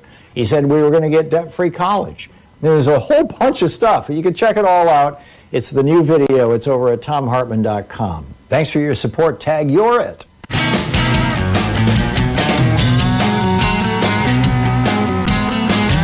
It's 21 minutes past the hour. Welcome back. Thom Hartmann here with you. And Viagra for your brain used to be a slogan for our program. Now that we know that one of the side effects of getting COVID for men is impotence, probably for the rest of their lives, maybe it's time to retire that. I'm not sure, because I don't mean to laugh. I'm sorry. I'm thinking about how, if you want a message to Republican men that they need to be careful about not getting COVID, I think the best message is, do you really want to have to take Viagra for the rest of your life? Because that's where COVID will lead you. And there actually is nothing funny about it. Charles in Elkhart, Indiana. Hey, Charles, what's on your mind? How you doing, sir? You know, one thing I wanted to say was the South has been kind of teed off ever since the end of slavery, because they haven't had as many millionaires per capita since then. That just blew their whole boat up. And it seems to me, logically speaking, you spread the wealth around, you'll have less people come time of emergencies, like be it natural disasters, man-made, what have you. You have less people being affected economically if there's more wealth spread around. At least that's from my perspective. Anyway, so the guy that called earlier and was complaining, I'm like, and I was really listening. What really tripped me out was him licking the finger, that comment he made about they were so poor they would drive to KFC to lick the fingers of somebody. I'm like, yeah, really? Well, my ancestors I come from slaves, and I've read a lot of things, and one of the things I read about, matter of fact, Frederick Douglass, I believe it was, spoke about they would pour mush into a trough for the at the time, the Negro to eat. You have to fight each other to get whatever you can out of the trough. So I'm sorry, my behind bleeds for some of these white guys. Understand, it's not I'm not overgeneralizing, but some of these white guys complain about sharing. I'm like, really? Yeah. You're complaining and money and whatnot. I'm just not hearing it, dude. Yeah, my ancestors, centuries of this nonsense, centuries. And when blacks did make any type of upward mobility, they destroyed those communities. So my question to him would be, what did your family do when black people had successful areas? Some of the areas that they run down and Trump and all these people talk about so badly now, when these areas were better and they got rioted, because that's, we know who originated.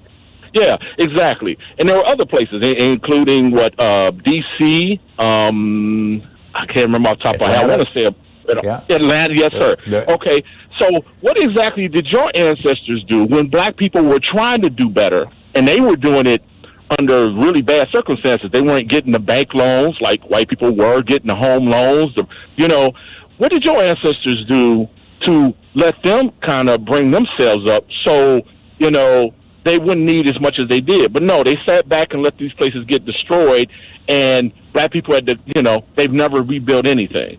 So that's pretty much what I wanted to say. I just think if they spread the wealth around, it'll be better for everybody. I'm not mad at any billionaires or rich people. I'm not into that. I work for what I get. But let's get real here. Spread the wealth around, less people need it. That's just simple to me. Thank you, Tom. Yeah, I'm with you, and this is the thing.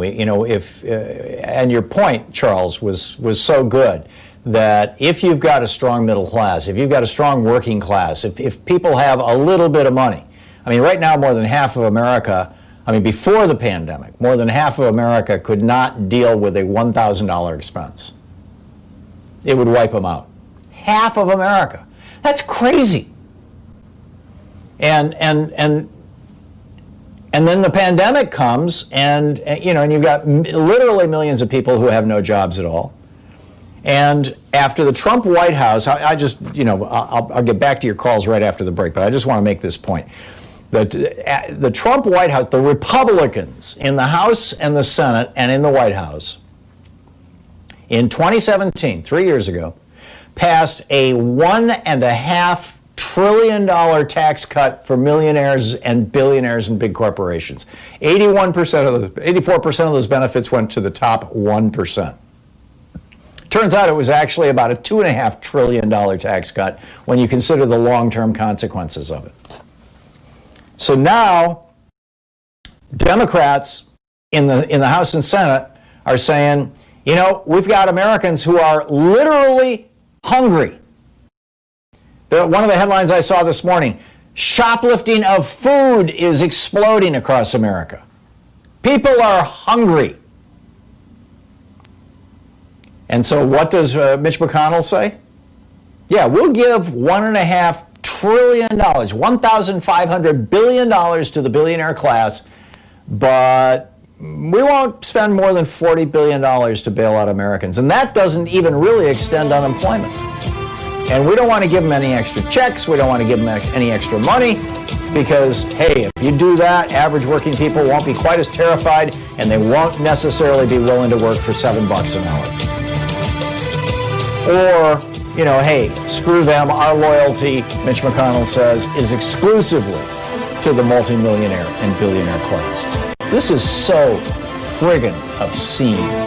You're listening to the Thom Hartmann Program. Call 202-808-9925. And he's also saying, oh, and by the way, we won't even give you that $40 billion, that pittance, if you don't make it illegal for people to sue their employers.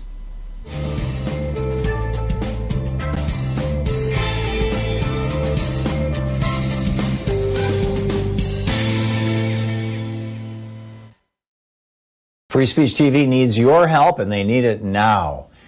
We had a couple of great days during the matches on the pledge drives, but when there's not a match, it tends to slide, and we're out of matches. But we still need your help. So please call now, 877-378-8669. If you have not yet made a contribution to Free Speech TV, if you have not yet signed up to make a monthly pledge, do it now. It really makes a difference. Even small amounts, particularly monthly small, $5 a month makes a difference. $10 a month, $15, $20 a month. It makes a huge difference when a lot of people do it, right? You get 1,000 people donating $10 a month.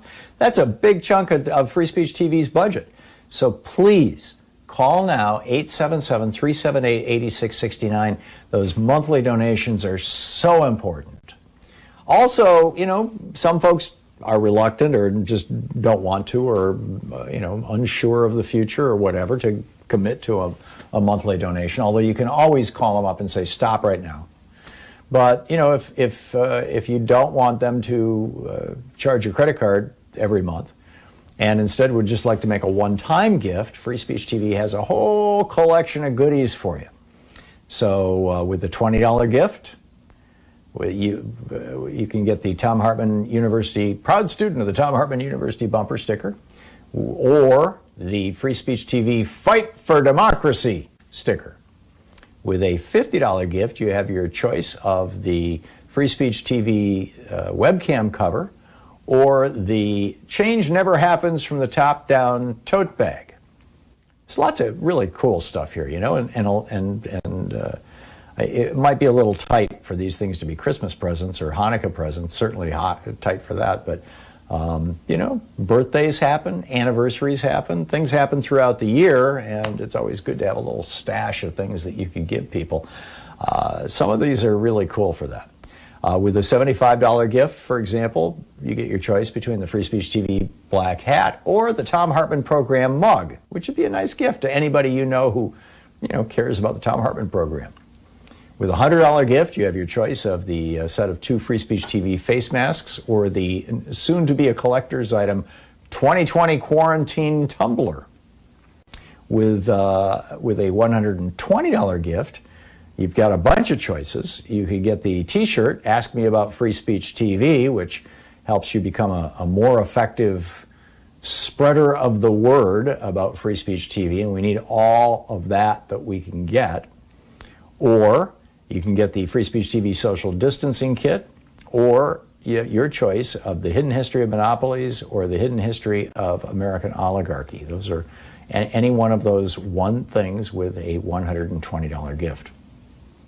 With a $240 gift, we have these virtual meet and greets. We've been doing this since the COVID started in March. And we'll probably continue to do them for a while. And in fact, some people really like them. Have to get on an airplane and all that kind of stuff. It's just a whole lot easier than flying to Portland. And so it's also less expensive. So we get together on a Zoom call.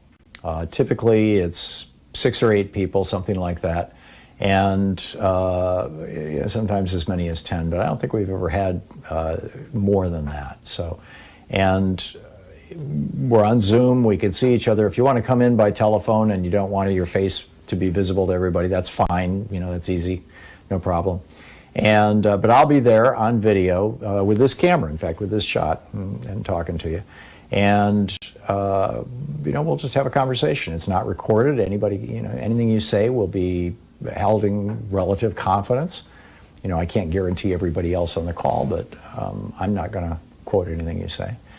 And I'll offer candid assessments in some cases that I might even be a little more reluctant to say on the air. So that's, we've got one coming up January 13th, and then there's another one on January 17th. So, $240 for the Free Speech TV virtual meet and greet. With a $360 gift, there's the Thom Hartmann University Winter Box, which includes both books, the Oligarchy book, The Hidden History of Oligarchy, which will be out in a couple of months, and The Hidden History of Monopoly, both of them with a bookplate signed by the author, which is me. You get a set of 2 face masks, and you get that really cool collector's item, the Quarantine 2020 tumbler. And with a $1,000 gift, get in line to come out to Portland. In fact, we've been kicking around ideas about how to do these meet and greets once we restart the program. Once we've all had a vaccine. So that's what's there. These gifts are all available to you with with your one-time contributions, with a recurring gift of any amount, $2 a month. You'll get a Free Speech TV refrigerator magnet, a calendar with some really cool stuff on it. You'll like it. So those are the gifts, but most important, we need to help keep this network on the air. So please call now, 877-378-8669. Please call now. Thank you so much for supporting Free Speech TV.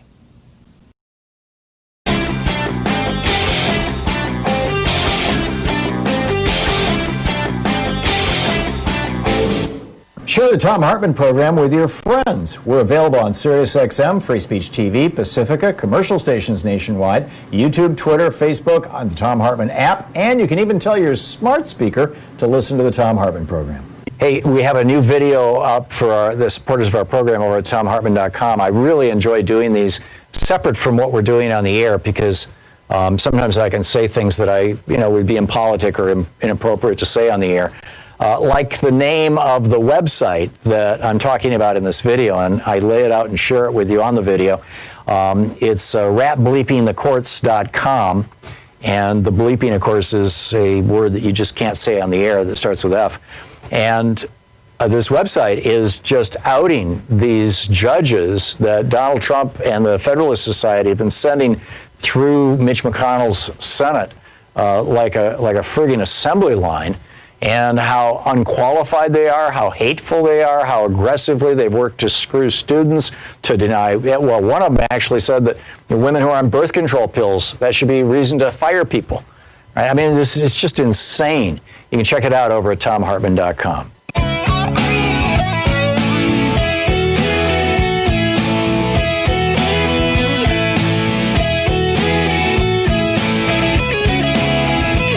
And welcome back. Thom Hartmann here with you. This is just incredible. This headline over in the Washington Post. White House proposes dramatically lower unemployment benefit in exchange for $600 stimulus check. And they're not talking about $600 a week. They're talking about one check for $600. It's mind-boggling. It's just, I'm just aghast. Why is America not just going, what the hell? You gave $1 trillion to the billionaires and you won't give us $40 billion? 1 trillion is 1,000 billion, right? For people who are not familiar with the math, $1 trillion is $1 billion 1,000 times. So they gave $1,000 billion to the billionaires in 1 year, and they won't give $40 billion to unemployed people in the United States right now. Or they only want to give $40 billion, which would be, a one-time $600 check for everybody, and about a month's extension of unemployment benefits. Obscene doesn't begin to describe this. Joan in Rochester, Minnesota. Hey, Joan, what's on your mind? Well, I was thinking about these billionaires and trillionaires, and I was thinking about the Japanese businessmen, and I remember reading at one point that the Japanese owners understood that they wouldn't have a penny in their pockets if it wasn't for all those hardworking people that work for them every day. And so they paid them they paid themselves commensurate with what they thought their value was against the people that work for them. And so what they paid the people was far more and themselves far less than what the guys do in this country. And so I think because they knew that the money came from the work of the people. So I think it's about time these big shots understood that all these millions of people in this country that go out and work and slave every day so they don't have to do anything but sit and spend their money should do a little bit of thinking about it, because on that TV show that shows the bosses going to work in their companies, they couldn't even compete and know anything about the work that their people do for them. So it's about time there were some changes, and those guys should be ashamed of themselves and make some changes that help the people that put the money in their pockets. That's all I got to say. Amen. Okay, amen. I'm with you. And right now, 1 in 5 children in America is going to bed hungry. 1 in 5. We used to be the richest nation in the world. If you, if you take the billionaires out of the equation, we're nothing close any longer. They have, sucked up much of the money. And if you look at the developed countries around the world, look at the 34 other countries in the Organization for Economic Cooperation and Development, the OECD countries. That's the rich countries club. We have the highest maternal mortality rate in the developed world. Women dying in childbirth. We have the highest child death rate in the developed world. We have the highest poverty rate in the developed world. In the South, in Mississippi, Alabama, and Louisiana, we have entire communities who are experiencing hookworm epidemics. Why hookworm? Well, hookworm, how did we get rid of hookworm back in the day? Flush toilets. We have families in the United States who are still using outhouses. We have, or whose town sanitation systems just don't work. We have deep poverty in the United States that you will not see in Japan. You will not see in Germany. I lived there for a year. I traveled all over the country. Even the poorest parts, even the quote ghettos in Frankfurt. Nothing. I mean, they're here in the United States, we call them lower middle class communities, working class communities. You don't have that kind of poverty in France. You don't have that kind of poverty in Norway. I've traveled all over the country. You don't have that. I've traveled all over Sweden and Finland and Denmark. You don't have it. It's here. That's it. And it's because of these I should say conservative, so-called conservative policies, these class warfare policies that have been, laid on us for years and years and years. Harlow in Pocatello, Idaho. Am I saying that right, Harlow? Pocatello, yeah. It's an old Indian chief's name. Pocatello. Uh-huh. Yes. Okay, sounds like it. So what's up? I'm a truck driver, and I'd like to kind of rebuttal against Steve, and we can't have people making billions of dollars and calling them evil. But I made a delivery in Jackson, Wyoming. They were surprised I was there for some reason, and they told me I'd lucky to get unloaded because they're having trouble getting people there to work because the rent and housing is so much that the nearest place that people will drive is 30 miles to work, and this is in Jackson, Wyoming, where you've got to go over the Teton Pass, one of the tallest passes and steepest passes in the country during the winter to work. Mm-hmm. But the guy's like, we're having trouble keeping workers because we can't pay them enough to find housing here in Jackson, Wyoming. So right. And really that should be rephrased. We won't pay them enough. Isn't that really what they're saying?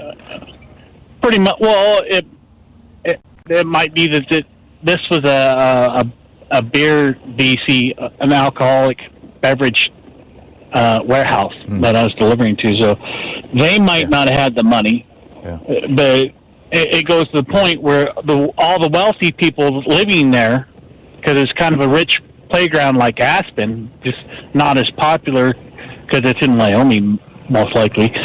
But all the wealthy people there, the property taxes there are so high that the housing costs are astronomical. You can't make, you got to be making $20 an hour to afford housing there. So you've got a bunch of very, very wealthy people who have moved there because, it's remote, it's beautiful, they have privacy, and presumably there's very, very low income taxes in Wyoming.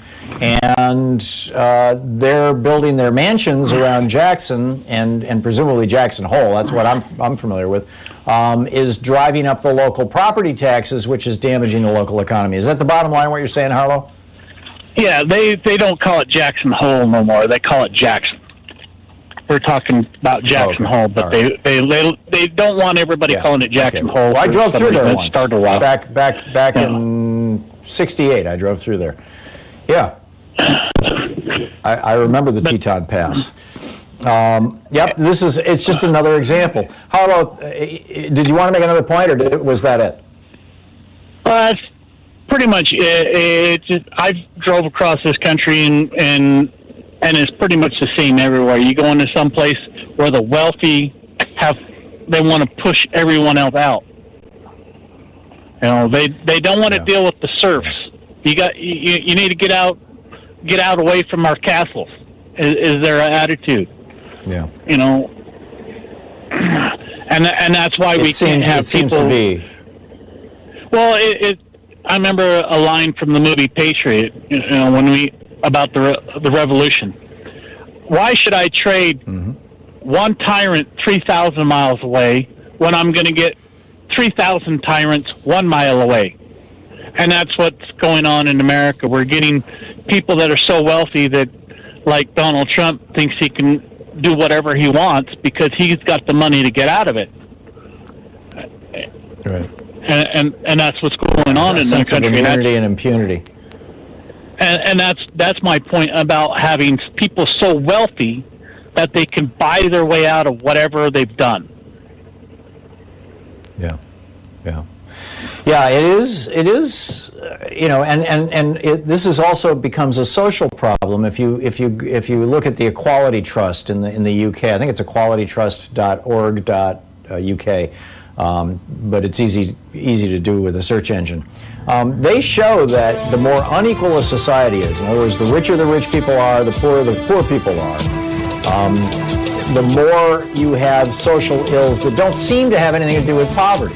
Less political engagement, more political radicalism, higher teenage pregnancy rates, more sexually transmitted diseases, more suicides, more homicides. Harlow, thank you for the call. You get all these social problems as a result just of inequality, and it's because people feel it. You're listening to Thom Hartmann. Visit ThomHartmann.com for audio and video archives. We are born wired as social animals. We are born wired for society and sharing, not greed and keeping.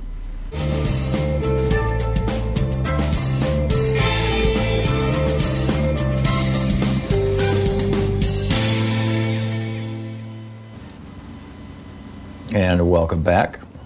John in Eugene, Oregon, watching us on Free Speech TV. Hey, John, what's on your mind today? Hey, Tom, listening to this tax discussion, and I'd like to throw out a terminology that is people don't you don't really hear, but call it the total family taxation rate. In other words, what's the total rate that a typical family pays in taxation, and versus always making the discussion about income tax.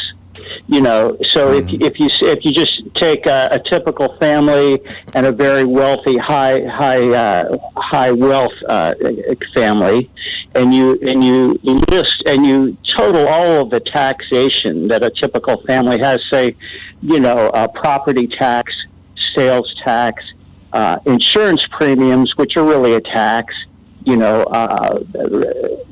All of those things, all of those state taxes, and then you what percentage of their total income do all of those taxes add up to be? And you come up with very high percentage rates. So you realize, geez, here's a typical family. They're paying at a 45% taxation rate here. And then you compare that to the family that has millions and millions of dollars in stock holdings, and what is the percentage of tax that they actually pay? And you find that it's much lower than what a typical working family pays. Because the wealthy family. That owns a bunch of stuff, has a lot of wealth. They don't have to take income. They don't take money out of their businesses. That's called income. They just go down to their friendly banker and say, I'm going to put up my stock portfolio for collateral, and give me $1 million, and I'll pay you back at 3% interest. And that gets into your discussion with Dr. Wolff about why wealth has to be taxed, like in your property tax example that you mentioned. But this is derived from the conversations I used to have with my neighbor who was pretty far on the right, and he turned everything in terms of income tax, and his argument was, well, wealthy people pay 50% income tax. Some people don't even pay any income tax at all. And so the right seems to have predicate the whole argument. They predicate the whole taxation argument on income tax, which is faulty. I'd like to see more conversations based on total family taxation rate and add up. I agree, John. And the Economic Policy Institute has done some great research on that. And you can find charts and graphs and stuff over on their website. I'm pretty sure it's epi.org, but I could be wrong. So, plug their name into DuckDuckGo instead. But you're absolutely right. The average working family in the United States is paying a higher tax rate than your average multimillionaire or billionaire by a long shot. And also, if you make over $130,000 a year, you no longer pay taxes on your Social Security or Medicare. You no longer pay FICA taxes, which is nuts. It's nuts. The billionaires aren't paying the same tax rate you and I are. I mean, it's just plain old flaming nuts. We'll be right back.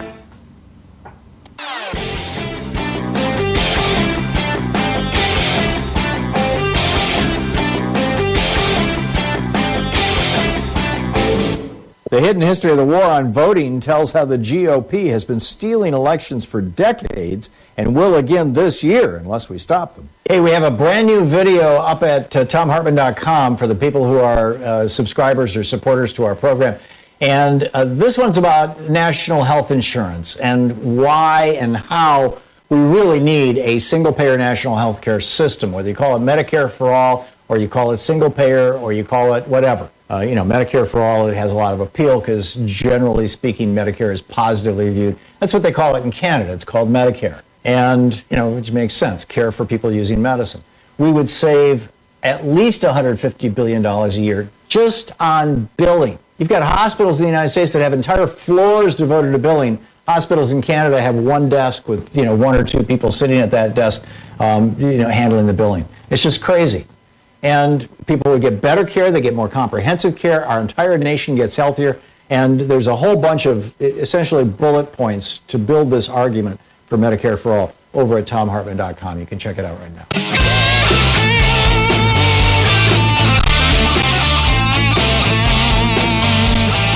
And welcome back. Thom Hartmann here with you. Let's see here, Larry in Los Angeles. Hey, Larry, what's up? There actually appears to be a sweet spot for the top tax bracket of between 55 and 66%. It's a level that I don't think we've ever been at. It seems like everybody tries to avoid that, but clearly it appears to be quite a what I'm saying. That's kind of the average top tax rate across Scandinavia, isn't it? That I don't know, but what I do know is that when raised taxes just before he got out of office. It was about eight months before he left office. He raised it to around 50%. That got us out of the Great Depression. George H.W. Bush, when he was in recession, also raised taxes just a little bit on the rich. That got us out of recession. We've never had a recession following a tax increase on the rich. We've had multiple recessions when Republicans cut taxes on the rich. And that seems to be, and again, so long as you're moving towards that 55 and 66%, you actually have a great economy. And that's what happened when Johnson. That's what happened when Johnson actually lowered taxes from that 90% plus down to around 72%.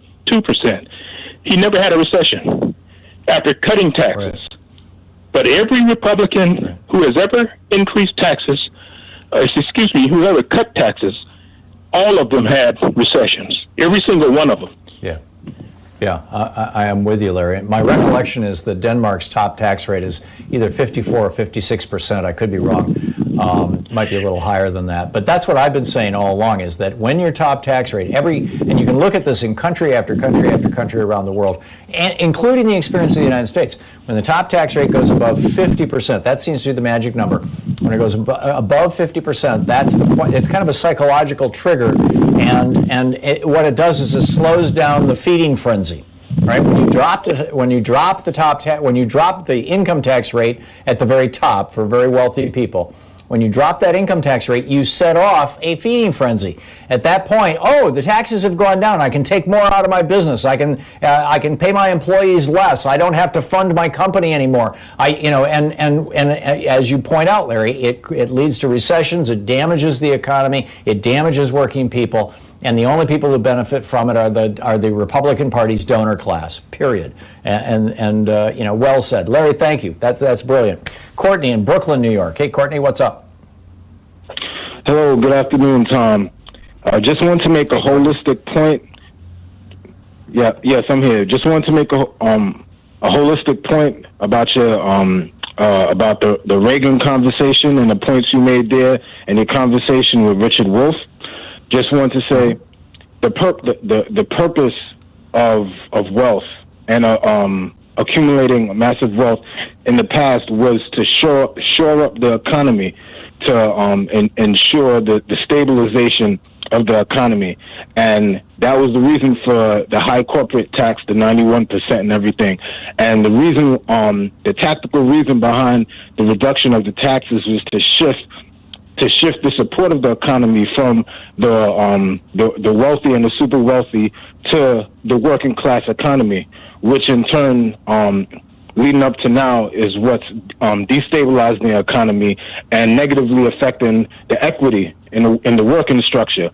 So when it comes to really wealthy people, the motive behind this is personal wealth. Before, wealth was made because the business was successful, and it was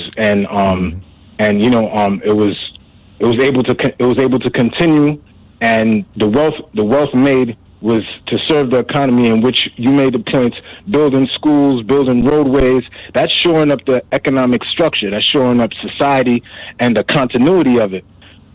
For whatever selfish reason, the politics and everything, the Reagan era, and after that, they're shifting the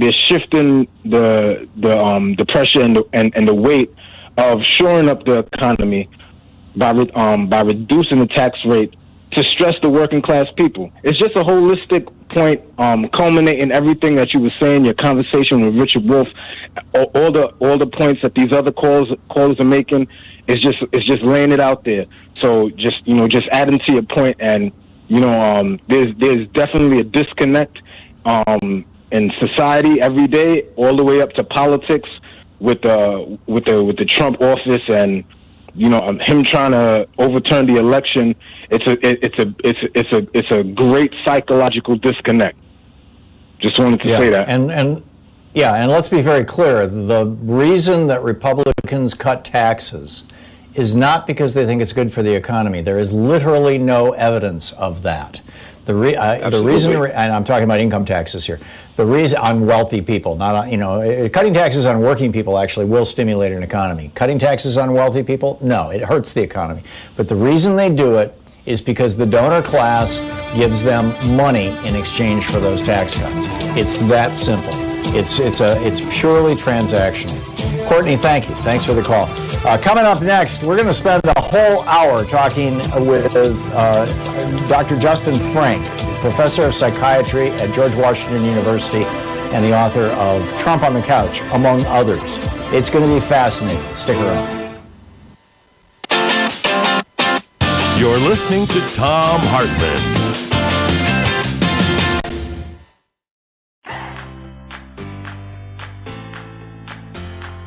These companies support the Thom Hartmann Program. They are CB Distillery, CBD for sleeping.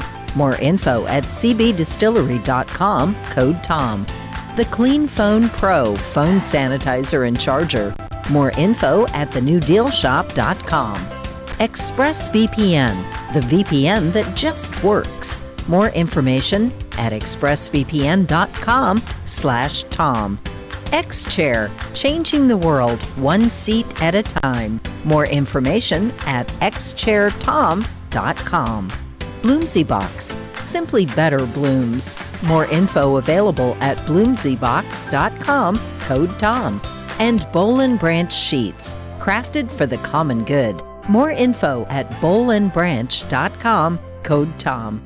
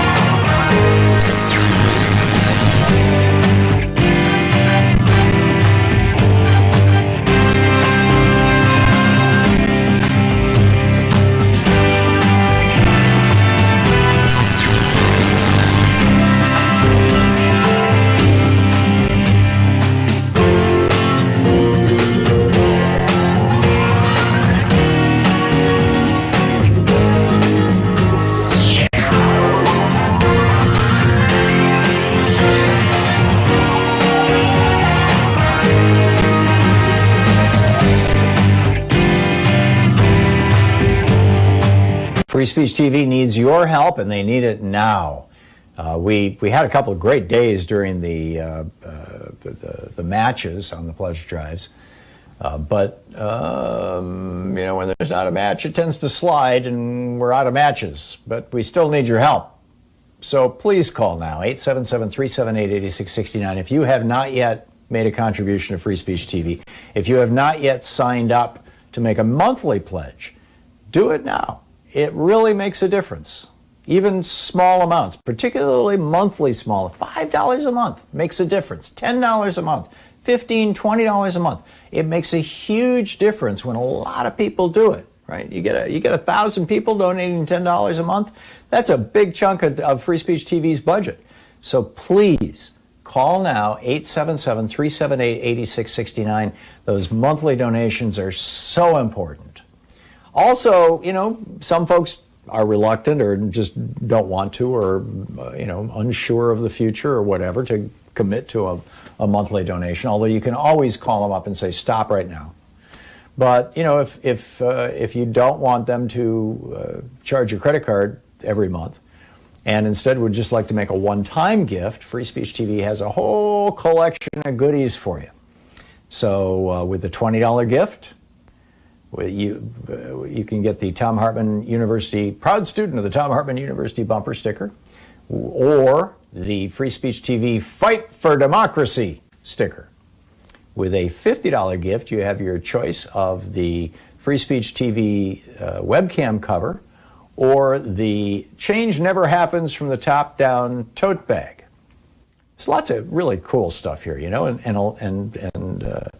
it might be a little tight for these things to be Christmas presents or Hanukkah presents, certainly tight for that, but birthdays happen, anniversaries happen, things happen throughout the year, and it's always good to have a little stash of things that you can give people. Some of these are really cool for that. With a $75 gift, for example, you get your choice between the Free Speech TV black hat or the Thom Hartmann Program mug, which would be a nice gift to anybody you know who cares about the Thom Hartmann Program. With a $100 gift, you have your choice of the set of 2 Free Speech TV face masks or the soon-to-be a collector's item 2020 quarantine tumbler. With a $120 gift, you've got a bunch of choices. You could get the T-shirt, Ask Me About Free Speech TV, which helps you become a more effective spreader of the word about Free Speech TV, and we need all of that we can get. Or you can get the Free Speech TV social distancing kit, or your choice of the hidden history of monopolies or the hidden history of American oligarchy. Those are any one of those things with a $120 gift. With a $240 gift, we have these virtual meet and greets. We've been doing this since the COVID started in March, and we'll probably continue to do them for a while. And in fact, some people really like them. Have to get on an airplane and all that kind of stuff. It's just a whole lot easier than flying to Portland. And so it's also less expensive. So we get together on a Zoom call. Typically it's 6 or 8 people, something like that. And sometimes as many as 10, but I don't think we've ever had more than that. So, and we're on Zoom, we can see each other. If you want to come in by telephone and you don't want your face to be visible to everybody, that's fine. That's easy, no problem. And but I'll be there on video with this camera, in fact, with this shot, and talking to you. And we'll just have a conversation. It's not recorded. Anybody, anything you say will be held in relative confidence. I can't guarantee everybody else on the call, but I'm not going to quote anything you say. And I'll offer candid assessments in some cases that I might even be a little more reluctant to say on the air. So that's we've got one coming up January 13th, and then there's another one on January 17th. So $240 for the Free Speech TV virtual meet and greet.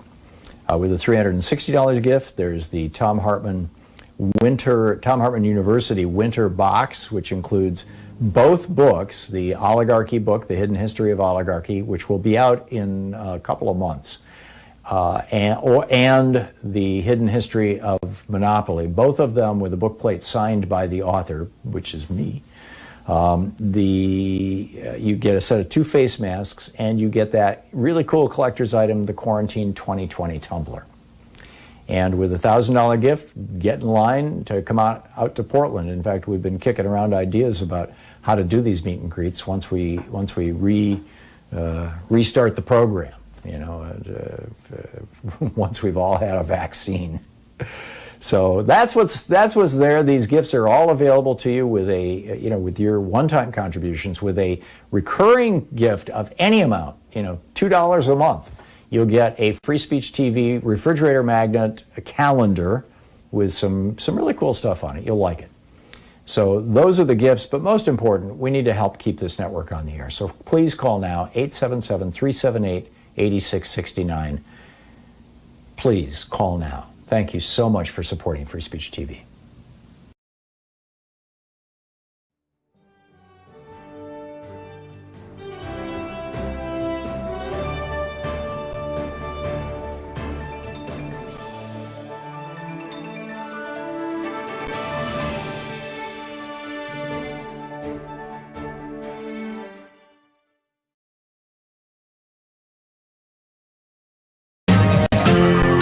This is the Thom Hartmann Program. So let's spend an hour doing one of our conversations with great minds today. I have been looking forward to this all week. Dr. Justin Frank, MD. He is a psychoanalyst and clinical professor at the Department of Psychiatry and Behavioral Science at George Washington University. He's the author of numerous books, Bush on the Couch, Obama on the Couch, Trump on the Couch. His Twitter handle, and he's active on Twitter, you say hi to him, is Justin Frank, spelled just like it sounds, MD. Justin Frank MD is his Twitter handle. And Dr. Frank, welcome back to the program. Is there any place in particular you'd like to start, or I'd like to suggest that maybe we start with Bush and Obama and looking at their psychological profiles and learning what we can about them over the first half hour, and then spend the last half hour perhaps on Trump and talking about sociopathy and how it affects our society. But if you had another way that you'd like to get into all this, I'm open to it. What's on your mind today? Well, I don't know about a half hour on Bush and Obama. We could do a little bit of that. I'd actually like to get on to some more things about Trump in terms of characteristics that he has in his character and some of the things that we've talked about before, but there's plenty going on now. And then the other question is, what? Start there? Sure. Well, and then the other question is, I'm sorry, I interrupted you. I get these noises on this phone. The biggest, can you hear noises when I get pinged? No. No, You're okay. No, it sounds fine. Okay, yeah, good. there might be a slight delay And between everything us, looks but that's okay. just technology. So here's what I think is that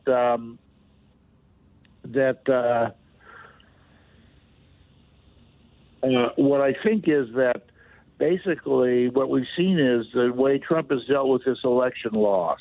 And I wanted to start with that because I think that's very important on several different levels, if that's okay with you. Please. Because first of all, he talks about courage, and he wants some of the justices or a congressman or somebody to show courage and stand up and accept the fact that his election was stolen and that he really won. I think that he wants other people to have courage because he does not have courage. So he's wishing for somebody else to have courage. But the courage that he's lacking is really important because it's the courage to face loss. It's the courage to accept that he lost. It's not just about shame and humiliation. It's the courage to actually accept that he lost. And that's something that has from early childhood. His father said, you can never admit that you've lost anything. You always have to win. So when he talks about courage, he's actually talking about himself. The second thing is that when he talks about make America great again, and he talks about the way he talks in his rallies, he's essentially mobilizing people's anger, but having them deny loss, that they deny their loss, because he's saying you don't have to deal with loss. You can just deal with the reality that I'm going to make America great. So he actually gives people encouragement to not have to face reality, the reality being loss. So I think one of the biggest themes is loss. And it's very interesting because that's the one thing that we know about President-elect Biden. He's had a lot of loss that he's faced, and that he has the strength to face loss. And he's a person who actually has courage, and I think Trump envies that. He is not conscious of it, but he cannot take the fact that somebody can actually acknowledge that he can't ever acknowledge. And the third part related, besides the courage and the loss, is that he's always had a fantasy of being rescued. Even though he says he's self-sufficient and self-efficient, he was always rescued by his father, by Roy Cohn, by Mark Burnett from The Apprentice. And I think he has this fantasy of being rescued now by the Supreme Court, that he's going to be rescued by somebody who has more power than he does and who's going to save him. So on the one hand, he seems very strong, but on another level, he has this deep need to be rescued, which he must deny. Other people need courage in order to stand up, but he has to deny to himself his deep need to be rescued, and it's very powerful. And I think that that's what's... Go ahead. No, finish your thought. I'm sorry. No, just one last thought is that he, in his rallies, he has been able to speak to the people who have had terrible losses in their lives, who have felt marginalized, who felt that, and they feel in a way that he says, one of them even said after one of the rallies a long time ago, that he says what I think, but what I'm afraid to say. And so people feel very connected. So, but he is essentially giving people the permission to triumph over loss. Lock her up is a triumph over loss.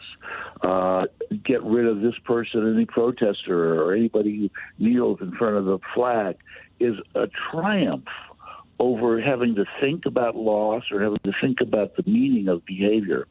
It's a triumphant thing. But what's happened since he's lost the election is now he needs the rallies to reaffirm him. So what was once him reaffirming them, now they have to reaffirm him. That's a lot. To what extent is that need for being saved deep in the psyche of all of us? I mean, it seems like that's at the core of Christianity, the idea of salvation. You know, that God will save us, that God sent His Son to save us, etc. Is that a universal thing? And if so, how did it get so badly twisted with Trump? Well, first of all, that's a great question because I think that's at the core of a lot of this. The need to be saved is partly based on an experience of having been saved for most of us, and that is that when we cry and don't have words, our mother or a caretaker magically knows that we're wet or that we're hungry or that we're sleepy or that we need a cuddle. So they can actually understand us without words. So we have a fantasy that we can be really understood straight away from early on. And that then we have, by the time we develop words, we live in a world where there is magic. So the biggest magic are certain kinds of myths, and the biggest myth, obviously, is Santa Claus, that we all, and as Christmas is coming up, we all believe in Santa Claus when we're little.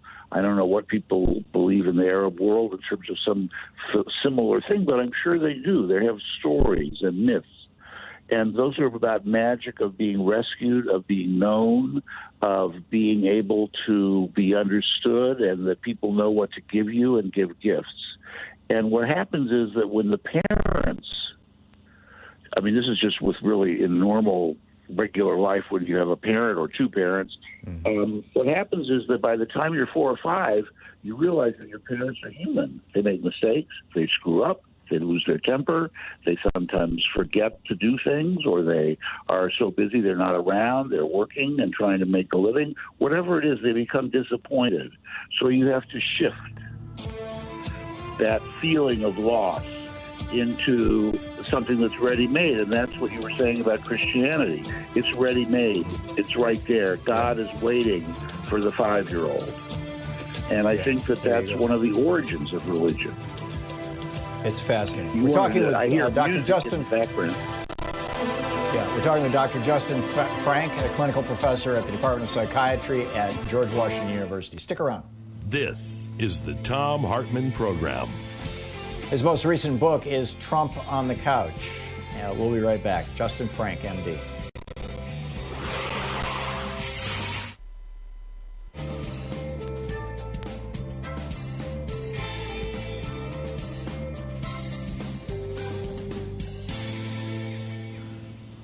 So, Dr. Frank, what is the impact on society when we have a leader who is so badly psychologically wounded, or as badly psychologically wounded as Donald Trump?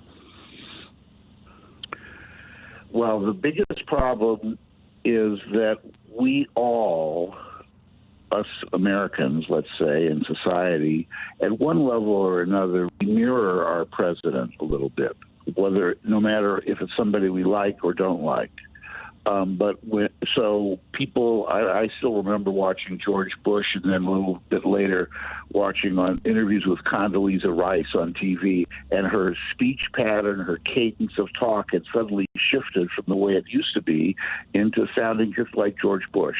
Very similar pauses and similar behavior. So we do imitate our presidents, all of us in one way or another. People start having their hair cut like a president or acting certain ways. I think that's always been the case. But when you have a psychologically damaged president, the way Trump is seriously damaged, they evacuate the damaged parts of their personality into us and then try to make it better. So, for example, one of the things that Trump did in his first, hopefully his only inauguration speech was he talked about the crisis in the American city and how terrible things are and how violent things are. And then he talked about the crisis in industry, that all these plants are closed. So he's talking about his own damage as a child unconsciously, but that he is now going to rescue us. So we end up feeling ourselves more damaged than we might be. And then he's going to make it all better. He's like the father who comes into the room and scares the hell out of their kids with a terrible ghost story, and then leaves, and then they scream and have nightmares, and he comes back in and he says, I'm going to save you. I'll turn on the lights, and everything's going to be okay. I mean, he's that kind of person. So he evacuates, he pushes in his own anxiety into us, and people become anxious. I've never seen so many examples of anxiety in my practice or from other people as right before this election. People on both sides, right wing and left, everybody was freaking out. And that a lot of that. To what extent do you? To what extent do you think in that inaugural, and we have a little less than a minute before we're going to bounce into another break. To what extent do you think that the subtext of that when he was talking about the cities was, there are black people in these cities, white people, I'm talking to you, I'm going to save you from them? Yes, I think that a large part of it is the whistle of racism, and that he does talk to white people and says, and there really are the them and the us, and that's what he counted on. And in his rallies, it's almost all white people, and he pays, I guess, for a few black people to come. So he was speaking about, he was inviting part of his damage. This is really a great thing you asked. Part of his damage is that he splits the world into good and evil, good and bad, and there's nothing in between. There's no complexity. So that speech was essentially the black people are dangerous. All right, let's pick that up on the other side of this break. We're talking with Dr. Justin Frank, a psychoanalyst and clinical professor at George Washington University, author of Trump on the Couch. You can tweet him at Justin Frank, MD.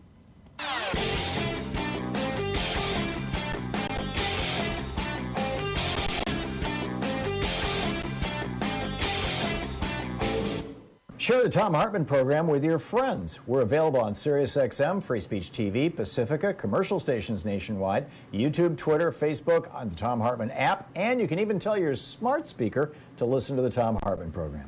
Hey, we have a new video over at ThomHartmann.com for people who are supporters of our program. It is the 12 steps. Common Cause actually put these together, but I boiled them down into a nice little rant on a YouTube video that you can share with friends and neighbors and acquaintances who might be wondering, how did this coronavirus thing get so bad? Why is it that the United States has a third of the deaths in the world? Why do we have over 100,000 dead people, and South Korea has 200, and Taiwan has like 70, and Australia has fewer than 100, and has pretty much squashed the virus? Why is it that only 7 people died in New Zealand? Why are so many other countries doing so well and we're not? Well, there's an answer to that question, and I lay it out in this little video. It's over at ThomHartmann.com. And you can grab it there and share it with your friends. And I'll give you a clue. Almost all of it has to do with things that orange guy in the White House either did or failed to do. But it's a great list. You can check it out at ThomHartmann.com.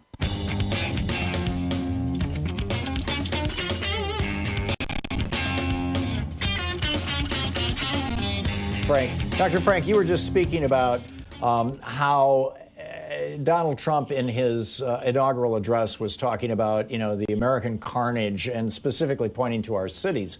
And, I will save you from this. And I asked you if that is if the real subtext, if the real message that Trump was trying to convey in that inaugural address was, white people across America, there's a lot of black people in the cities, and I'm going to save you from them. I'm going to protect you from them. How does that dynamic play out, and how is that impacting our society, if that analysis is accurate? Well, part of that is that he knows how to instill fear, because he's a person who has been frightened as a child and terribly frightened of his father. He had to deal with his father, who was a tyrant at home. So part of his individual psychology is to externalize fear, his own. So he has a place to put his fear, which is fear that white people have of black people. Now, what does he do to the black people? He also makes them afraid. They're afraid of him. They're afraid of the police. He gets both sides of a split to be afraid, it seems to me. And that's his way of externalizing. I mean, he's an equal opportunity projector. He gets rid of fear, either through his racism, or he gets black people and the brown people to be afraid of him and of the powers that be. And so they don't trust the government either. So he really is amazing at doing that. Unconsciously, he was, and probably consciously, he was always afraid of his father, always afraid of him. And he writes about it sort of casually in some of his books, but basically he would never buy a building without asking his father first. And then when he finally did do something like that, once or twice he makes these parenthetical comments, I was afraid to tell my father that I did this. And he could never really stand up to his father. So he has always gotten rid of fear, and he does that through bravado, through being like his father. When he talks about how dare you talk to a president like that, when he did that with a reporter a couple of weeks ago, he was directly mimicking the way his father talked to reporters when his father was a real estate agent and people were questioning him about his unethical practices. He essentially said the exact same thing with the same tone of voice and would mock people. He's very much like his father. And I think that's one of the things that has happened in his divisiveness.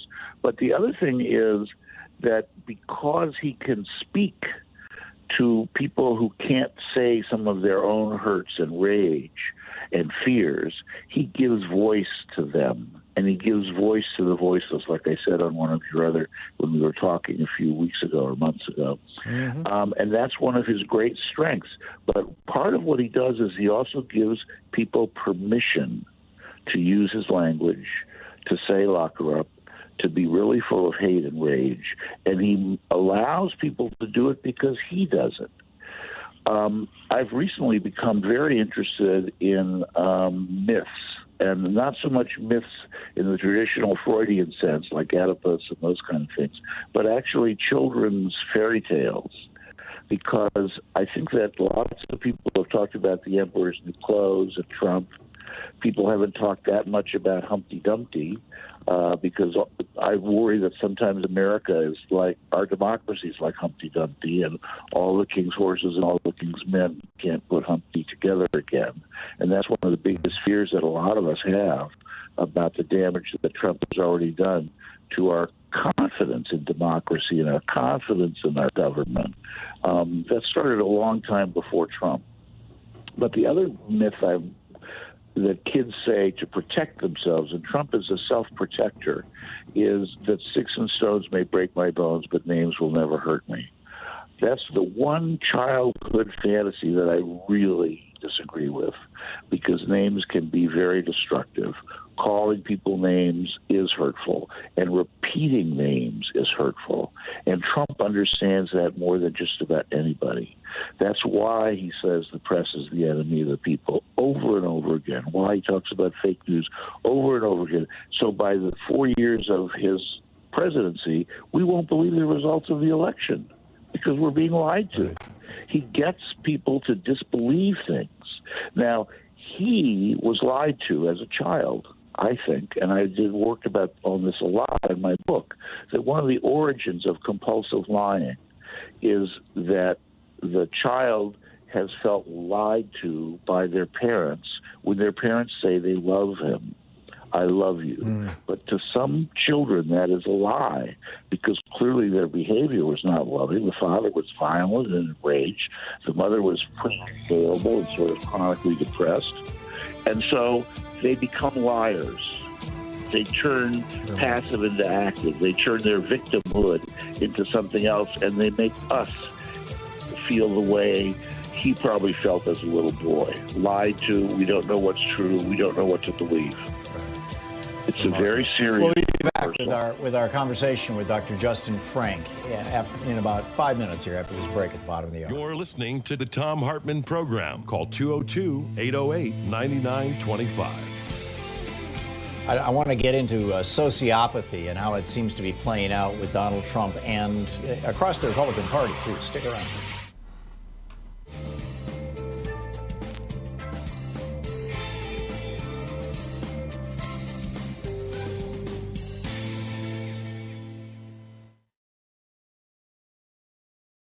Free Speech TV needs your help, and they need it now. We had a couple of great days during the matches on the pledge drives, but you know, when there's not a match, it tends to slide, and we're out of matches. But we still need your help, so please call now 877-378-8669 if you have not yet made a contribution to Free Speech TV. If you have not yet signed up to make a monthly pledge, do it now. It really makes a difference. Even small amounts, particularly monthly small, $5 a month makes a difference. $10 a month, $15, $20 a month. It makes a huge difference when a lot of people do it, right? You get 1,000 people donating $10 a month. That's a big chunk of Free Speech TV's budget. So please call now, 877-378-8669. Those monthly donations are so important. Also, you know, some folks are reluctant or just don't want to, or, you know, unsure of the future or whatever, to commit to a monthly donation, although you can always call them up and say, stop right now. But, you know, if you don't want them to charge your credit card every month, and instead would just like to make a one-time gift, Free Speech TV has a whole collection of goodies for you.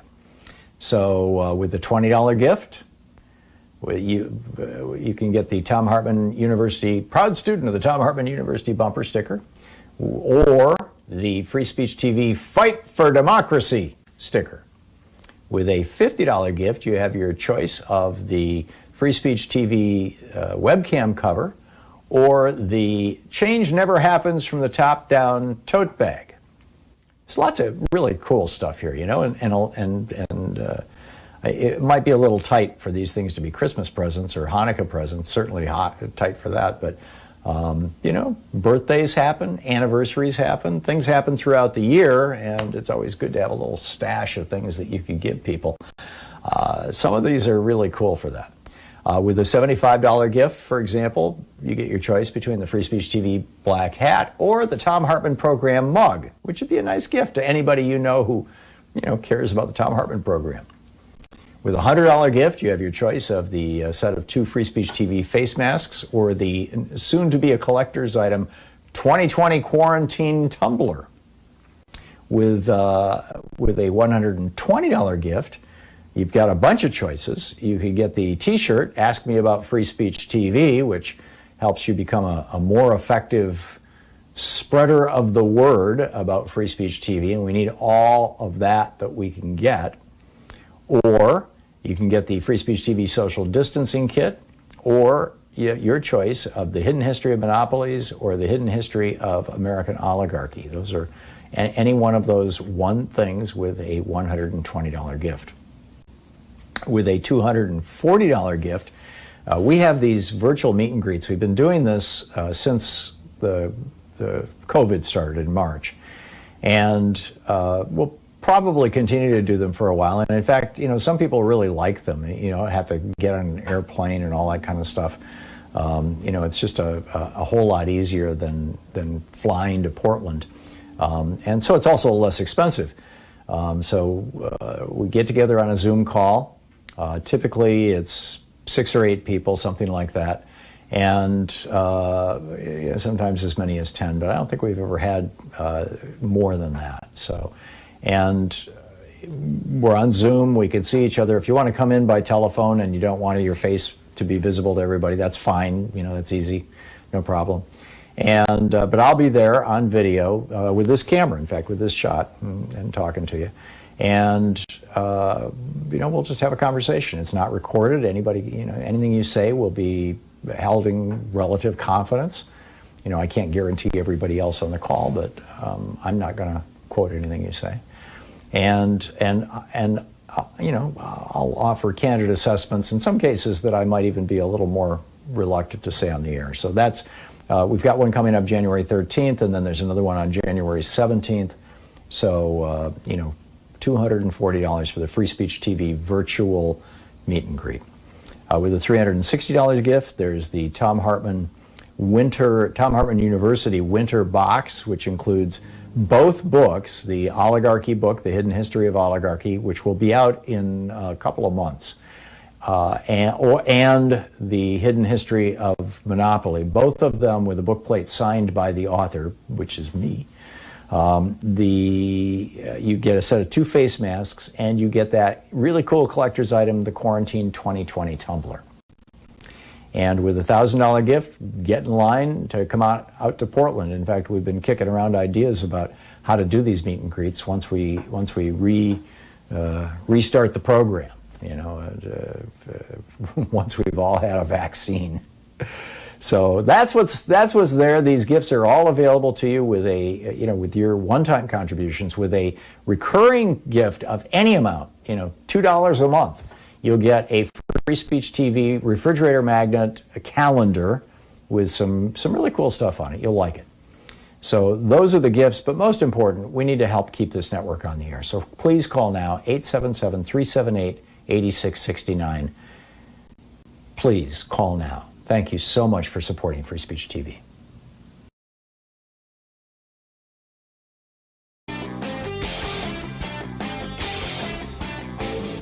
The Hidden History of the Supreme Court tells the story of Nixon and Reagan's committing treason to steal the White House. So we've got a new video up over at ThomHartmann.com for folks who are supporting the program about how big pharma, the big pharmaceutical companies, might be the lever that the healthcare industry uses to destroy Medicare for all, or even a public option as we move into and toward the Biden administration. And how do they do that? Well, they're spending $30 billion a year on advertising. The United States is the only country in the world, the only developed country in the world, that allows drug companies to advertise with very, very few restrictions on television. Only one other country, New Zealand, allows any kind of drug advertising on television. But in the United States, the door is largely wide open.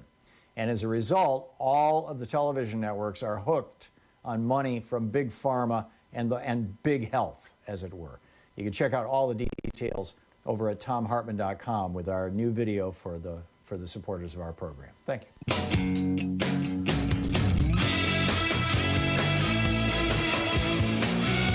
Dr. Justin Frank is with us. He is a psychiatrist, MD, psychoanalyst, clinical professor, Department of Psychiatry and Behavioral Science at George Washington University, and the author of Trump on the Couch, along with Bush and Obama on the Couch. And Dr. Frank, I wanted to ask you about sociopathy and psychopathy and where Donald Trump falls on that spectrum and how that impacts society at large, and why is it that experts on sociopathy and psychopathy suggest that there are, psychopaths and sociopaths are overrepresented not only in prison populations, but also among CEOs and arguably billionaires. I've heard that argument made. Maybe we should start by defining terms and let me know if you disagree with anything I just laid out, and how this all applies to Donald Trump. Well, psychopathy and sociopathy are virtually interchangeable terms, so for starters. So I think that's important to just not, there is a distinction without a difference. One has to do with the effect on society in general, psychopathy, and the other is the effect on, sociopathy is on society in general, and psychopathy is about individual relationships. But basically, they're the same thing, and the dynamic has to do with a person who has somehow learned to triumph over guilt. They don't feel guilt. They have learned to somehow not feel guilt. And Donald Trump is a great example of that. So when he was a child, as we know, he was building a building block thing, and he asked his brother, who was 2 years younger, Robert, since recently deceased from COVID, by the way. He asked him to lend him the building blocks so he could use those to help him with his tower that he was building. And of course, once Trump had them, Donald had them, they became his. He owned them, and he glued them together so they were never going to be given back to his little brother. That's a form of early kind of psychopathy. It is a person without guilt. They can take whatever they want. And it's always been this way. There have always been psychopaths in the world. You can talk about them. There's so many psychoanalytic theories about them that I don't want to get into all of that. But basically, they are without guilt, and they can look you in the eye and be very seductive. And there are lots of CEOs. Some CEOs can be psychopaths because they can rise to the top without worrying or feeling inhibited or intimidated about hurting others or causing injury on their way to the top. I was told, and when I was a first-year resident at Harvard, very early on by the head of the department, we were all told this at the same time, you don't become a psychiatrist until you lend a psychopath $5. And what that meant was that you have to not just believe everything you hear and everything that a patient tells you. You have to be suspicious, but you have to be have the experience of being seduced and tricked, lending a psychopath $5. And you realize that there are people like that, and that can happen to you. And that you need to start paying attention to people and not just believe everything you hear. People are so hungry for a leader. They're so hungry. I mean, look at the hunger for Obama when he ran for president. There was such a hunger for a person of integrity and who was a man of peace and articulate. I mean, let's forget about the racial part, but he was like a rock star, and he was just fantastic. People are hungry for that. I think there's a whole different group of people who have been hungry for a leader like Trump. They're not the same people who were hungry for Obama, but the people who were hungry for Obama were disappointed. But Obama was not a psychopath. He felt guilt. He was inhibited. He had other issues to deal with, which I wrote about in my book about him. But Trump is a psychopath. He does not. The other thing about them without guilt is that people who are psychopaths don't have the capacity for concern. He was never concerned about his injury that he did to his little brother, Robert. There is never a concern about the feelings of other people. They never say they're sorry. They don't have empathy for other people's pain, which is why he has really not talked about people dying of COVID. And I think that and they can be inspiring because some of them can be very good leaders who can, I'm not good, but very inspiring political figures who can really get people excited and worked up. For instance, psychopaths hate rules even more than the rest of us do. And they really hate everything that's a rule or regulations. So many Republicans hate rules and hate regulations, but nobody hates them as much as Donald Trump. He just hates them. And so he taps into the part of us that hate them. And I think that gives us permission to say, to hell with these rules. I don't have to do this anymore. To hell with political correctness. So psychopaths are very seductive that way, and they don't have any conscience.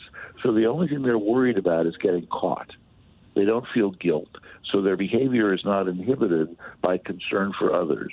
He's not concerned about hurting other people. And I really did want to get to this at some point in our interview today, because I think it's really important to be very clear that Donald Trump is a killer, is a murderer, and he has no guilt about it, but he doesn't do it directly because he can stimulate other people to do it instead of him. He doesn't walk around with a gun, but he has a bully pulpit, and he bullies people, and he has essentially killed off the Republican Party. In a way, they're all afraid of him. I don't know if he has the goods on them, like some kind of J. Edgar Hoover kind of thing, where he has a little dossier on every member of the party, or what, or they're just afraid of being primaried by Trump fans. But the danger of psychopathy is they can inspire a tremendous amount of loyalty because they give people permission to hate regulations. So when you were saying about COVID, for instance, and you were saying the person responsible for the huge discrepancy between the deaths in America and the deaths in the rest of the world, a lot of that is because of the orange man, as you call him, in the White House. But it is because of that man who has given permission for all of us to have a certain kind of psychopathy, which is we shouldn't have to wear masks because that's control. We're Americans. Don't tread on me. That was our whole thing when the Pilgrims came here. They didn't want to be told what to do. That's the Wild West. So he taps into the part of us that are rugged individuals that don't want to be told what to do. So wearing a mask is worse than wearing seatbelts. I mean, I grew up before there were seatbelts, so that's an acquired thing for me. Whereas, but I mean, the people who are under 40 or probably even under 50, I don't want to age you here, but people who are under 50 grew up with seatbelts. So for them, it's just normal when they take their driver's education. They just put on a seatbelt. Well, I don't know I think little kids who put on masks will be much more easily able to deal with a future pandemic, God forbid, if it happens, because they won't resist it. They won't fight against it. But Trump taps in to the psychopathic part because we all have a little psychopathy. We might want to get some money, in the old days when there were pay phones, if you got a little extra change, you might take it and not put it back. Or if you want to park a little illegally, you could park a little illegally, and people go over the speed limit. There's lots of little subtle rule-breaking things that people like to do, cheat a little bit on their taxes, but not too much.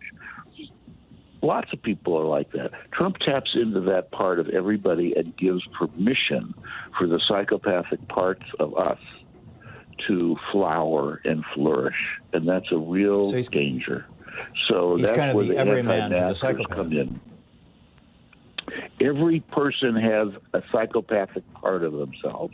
It's small, hopefully, but we all have a little bit of it. And I think that it's important to realize. I mean, it's a painful thing to say, but I think that's one of the things that Trump is actually forcing many of us to look at our own inner Trump parts, the parts of us that have a little bit of him. Yeah, you're absolutely right. Dr. Justin Frank is with us. We'll be back with our conversation with Dr. Frank right after this. You're listening to Thom Hartmann. Visit thomhartmann.com for audio and video archives. You may converse with Dr. Frank on Twitter at JustinFrankMD. We'll be right back.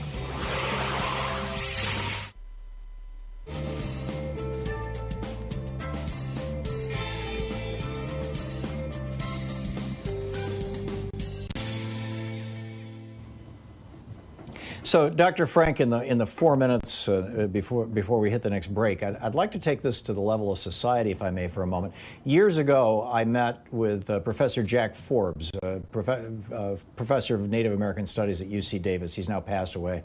But he wrote a brilliant book called Columbus and Other Cannibals. And he said that when Native Americans, when first contact happened, Native Americans were confronted with basically three choices because they were encountering European psychopaths. They could either run, which some did. They could surrender and hope to be treated with mercy, which many did, or they could fight back, in which case they became psychopaths themselves. They became their tormentors. I'm wondering, A, what you think of that, and B, how does psychopathy play out at the level of society and culture? The biggest problems has been for the people who are against Trump to end up using similar tactics to the ones he uses. And so we become like Trump. And one of the dangers of having to deal with a helpless situation where you're being controlled and tortured or dominated by a psychopath is sometimes the only way out of that is to become like them. It's sort of like if you can't beat them, join them. And I do think, and Nietzsche wrote a lot about this, about the danger of political opposition, that you become like the person you oppose. And so people are very upset. Many people who are fine, shall we say, fine people to use Trumpster, but people, good Christians or people who are deeply concerned about other people, they find themselves hating him, or they find themselves hoping that people around him die of COVID. Those are feelings that most people who are having them for the first time have never had consciously. And it's very disturbing because they feel guilty about it, whereas Trump doesn't give a damn about it. So the psychopaths, the stories that you heard about Columbus and other cannibals, I think that's true. I believe that. And I think that it is about the only way to fight them is to fight them and set limits. And I think that's the hardest thing to do with Trump. Trump should not have had a lame duck period of being president. He's a destructive, evil killer between you and me, unless this is being recorded. But he is. No, we are on the air right now. Oh, good. Well, that's good to know. So I think that the one thing about him is that when I worked in the hospitals and when I worked on the inpatient service, the one thing that was very clear was that when you had out-of-control adolescents or when you had people who were causing some kind of riot, you had to step in and stop them. I mean, I don't think you need police brutality, and most of the people who were protesting, over George Floyd and other things were not rioting. But with Trump, he needs to be stopped, and nobody's willing to do that. People are too afraid to do it, and I think that we've always been afraid of that kind of violence that's required. For instance, what was required in the Palm Beach problem with the hanging chads in 2000 and people banging on the doors would have been for Al Gore to say, stop it. You cannot intimidate us while we're counting votes. Nobody did that. Right. People are afraid. Yeah. So they kicked the can down the road. And here we are. We need to put limits on it. We'll be right back with Dr. Justin Frank.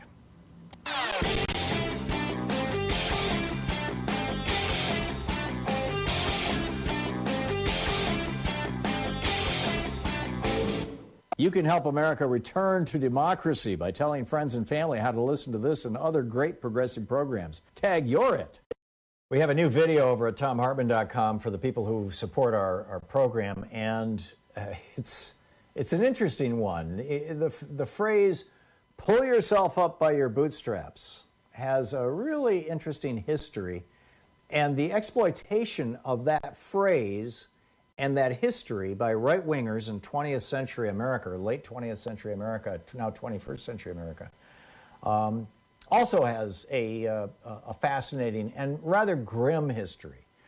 Just the general absurdity of the idea that somebody can lift themselves off the ground by reaching down and pulling on a strap on their boots. Just think about it for a second. But this is used as justification by right-wingers, particularly over the last 40 years since the Reagan Revolution, to say, poor people, their poverty is their own fault. Check it out. It's over at thomhartmann.com.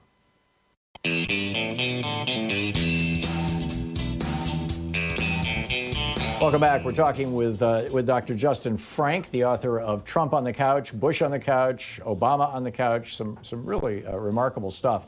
And Dr. Frank, in the 5 or so minutes that we have left in this hour, How can America most effectively insulate itself against future psychopaths in the White House or in other, high public office? Well, it's a complicated thing. I mean, first of all, people can insulate themselves. I don't know if you can insulate yourself, but if you can comment in public that you had been fooled, that you had been tricked. I'm not a big fan of Tom Friedman, for instance, but I really do admire him for saying that he made a mistake about Iraq and about believing Colin Powell and believing George Bush. I mean, he really was banging the drums for war in 2003 and 4. But he finally admitted that it was a big mistake. He was fooled. He was wrong. That takes courage. I think that one of the things about psychopaths is that we either have to have been fooled and can admit it, like Neville Chamberlain probably never lent a psychopath $5, whereas Churchill probably did, so he knew that Hitler was a psychopath, whereas Neville Chamberlain hoped they could negotiate with him. And so he didn't understand that. He felt that we could work it out, but you can't negotiate with a psychopath. You have to accept the fact that you can't. Mitch McConnell is a psychopath. He's a classic psychopath, but he does it much more subtly than Trump does. But you can't negotiate with him. You can't. I mean, you think you can. He's a sophisticated psychopath. But he's a sophisticated psychopath. He's a subtle psychopath. He doesn't have an ounce of compassion. Do you think that psychopathy tends to become like basically the price of admission to a political party when it gets captured by other psychopaths? Well, I think it does. I think the one thing that's great that Donald Trump has done for the Republican Party is wonderful, that he said things that they've been afraid to say. He's overtly racist. He's overtly sexist. He's overtly a person who is, a little bit like Reagan, only not nice. I mean, Reagan said government is the problem. That's what a psychopath does. The problem is my mommy or my daddy who tells me I have to do my homework. They're the problem. I'll do it if you don't tell me. I'll wear a mask on my own, but if you tell me to wear one, I'm never going to do it. Never. Do you think Reagan was a psychopath, or was he just a really good actor who was saying the lines that the billionaire class was giving him? I think he was a psychopath. And I think there's some examples of that we probably don't have time to go into. But in terms of the way he talked about the SALT I treaty and how somebody handed him a document of the SALT I treaty that he had lied about, and he looked at the document and he says to the other person, "This is a forgery." That's a psychopath. He can't see the fact in front of them. I wanted to say something before we stop about the danger of projection, because Trump is always projecting. He's the pot calling the kettle black, all these things that we hear, and this is very much of a technique that the Nazis used, that Goebbels wrote about, which is that you always tell people you are always on the attack, and you actually attack other people for doing things you're doing. And I suddenly had this horrible thought that I just want to share with you or whoever is listening, that maybe all this talk about being robbed of the election and how Biden and the deep state stole the election suddenly made me think, is that a projection? Did he steal the 2016 election? Maybe that's what we're talking about. I never thought about that until this last week, and it was bone-chilling thought, let me tell you. Yeah, nobody really seriously looked into those 10,000 vote margins in Michigan, Pennsylvania, and Wisconsin back in 2016. No, nobody did, because we trust. You don't become maybe a good political participant in our democracy until you lend a psychopath $5. Maybe it applies to all of us, not just the people who were in the psychiatric residency program. I think that there's a real fear of facing things like that, because we don't want to face the parts of us that can be psychopathic. And so we assume that other people are like us. But the fact is that Trump is not like the rest of us. He really isn't. He's somewhat like a CEO, but he's not even like a CEO. He's really like a mob boss more than anybody. Justy, you are one of the most brilliant people I know, and I'm so grateful that you came on the program with us to talk for an hour. Thank you. Thank you. I really like this a lot. Thank you. Me too. Dr. Justin Frank, MD. You can tweet him at Justin Frank, MD. And thanks so much for being with us today. We will be back tomorrow, same time, same place. In the meantime, don't forget democracy is not a spectator sport. It requires you. So get out there, get active, tag you're it, and be nice to somebody. If for no other reason than that it's something psychopaths generally don't do. We'll see you tomorrow. You've been listening to Thom Hartmann. For audio and video archives, visit thomhartmann.com.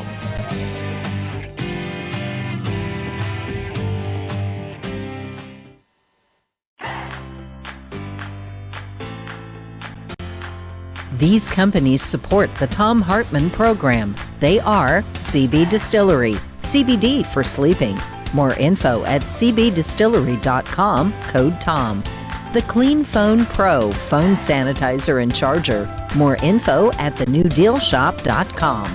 ExpressVPN, the VPN that just works. More information at expressvpn.com/Tom. X-Chair, changing the world one seat at a time. More information at xchairtom.com. Bloomsy Box, simply better blooms. More info available at bloomsybox.com, code TOM. And Boll & Branch Sheets, crafted for the common good. More info at bollandbranch.com, code TOM.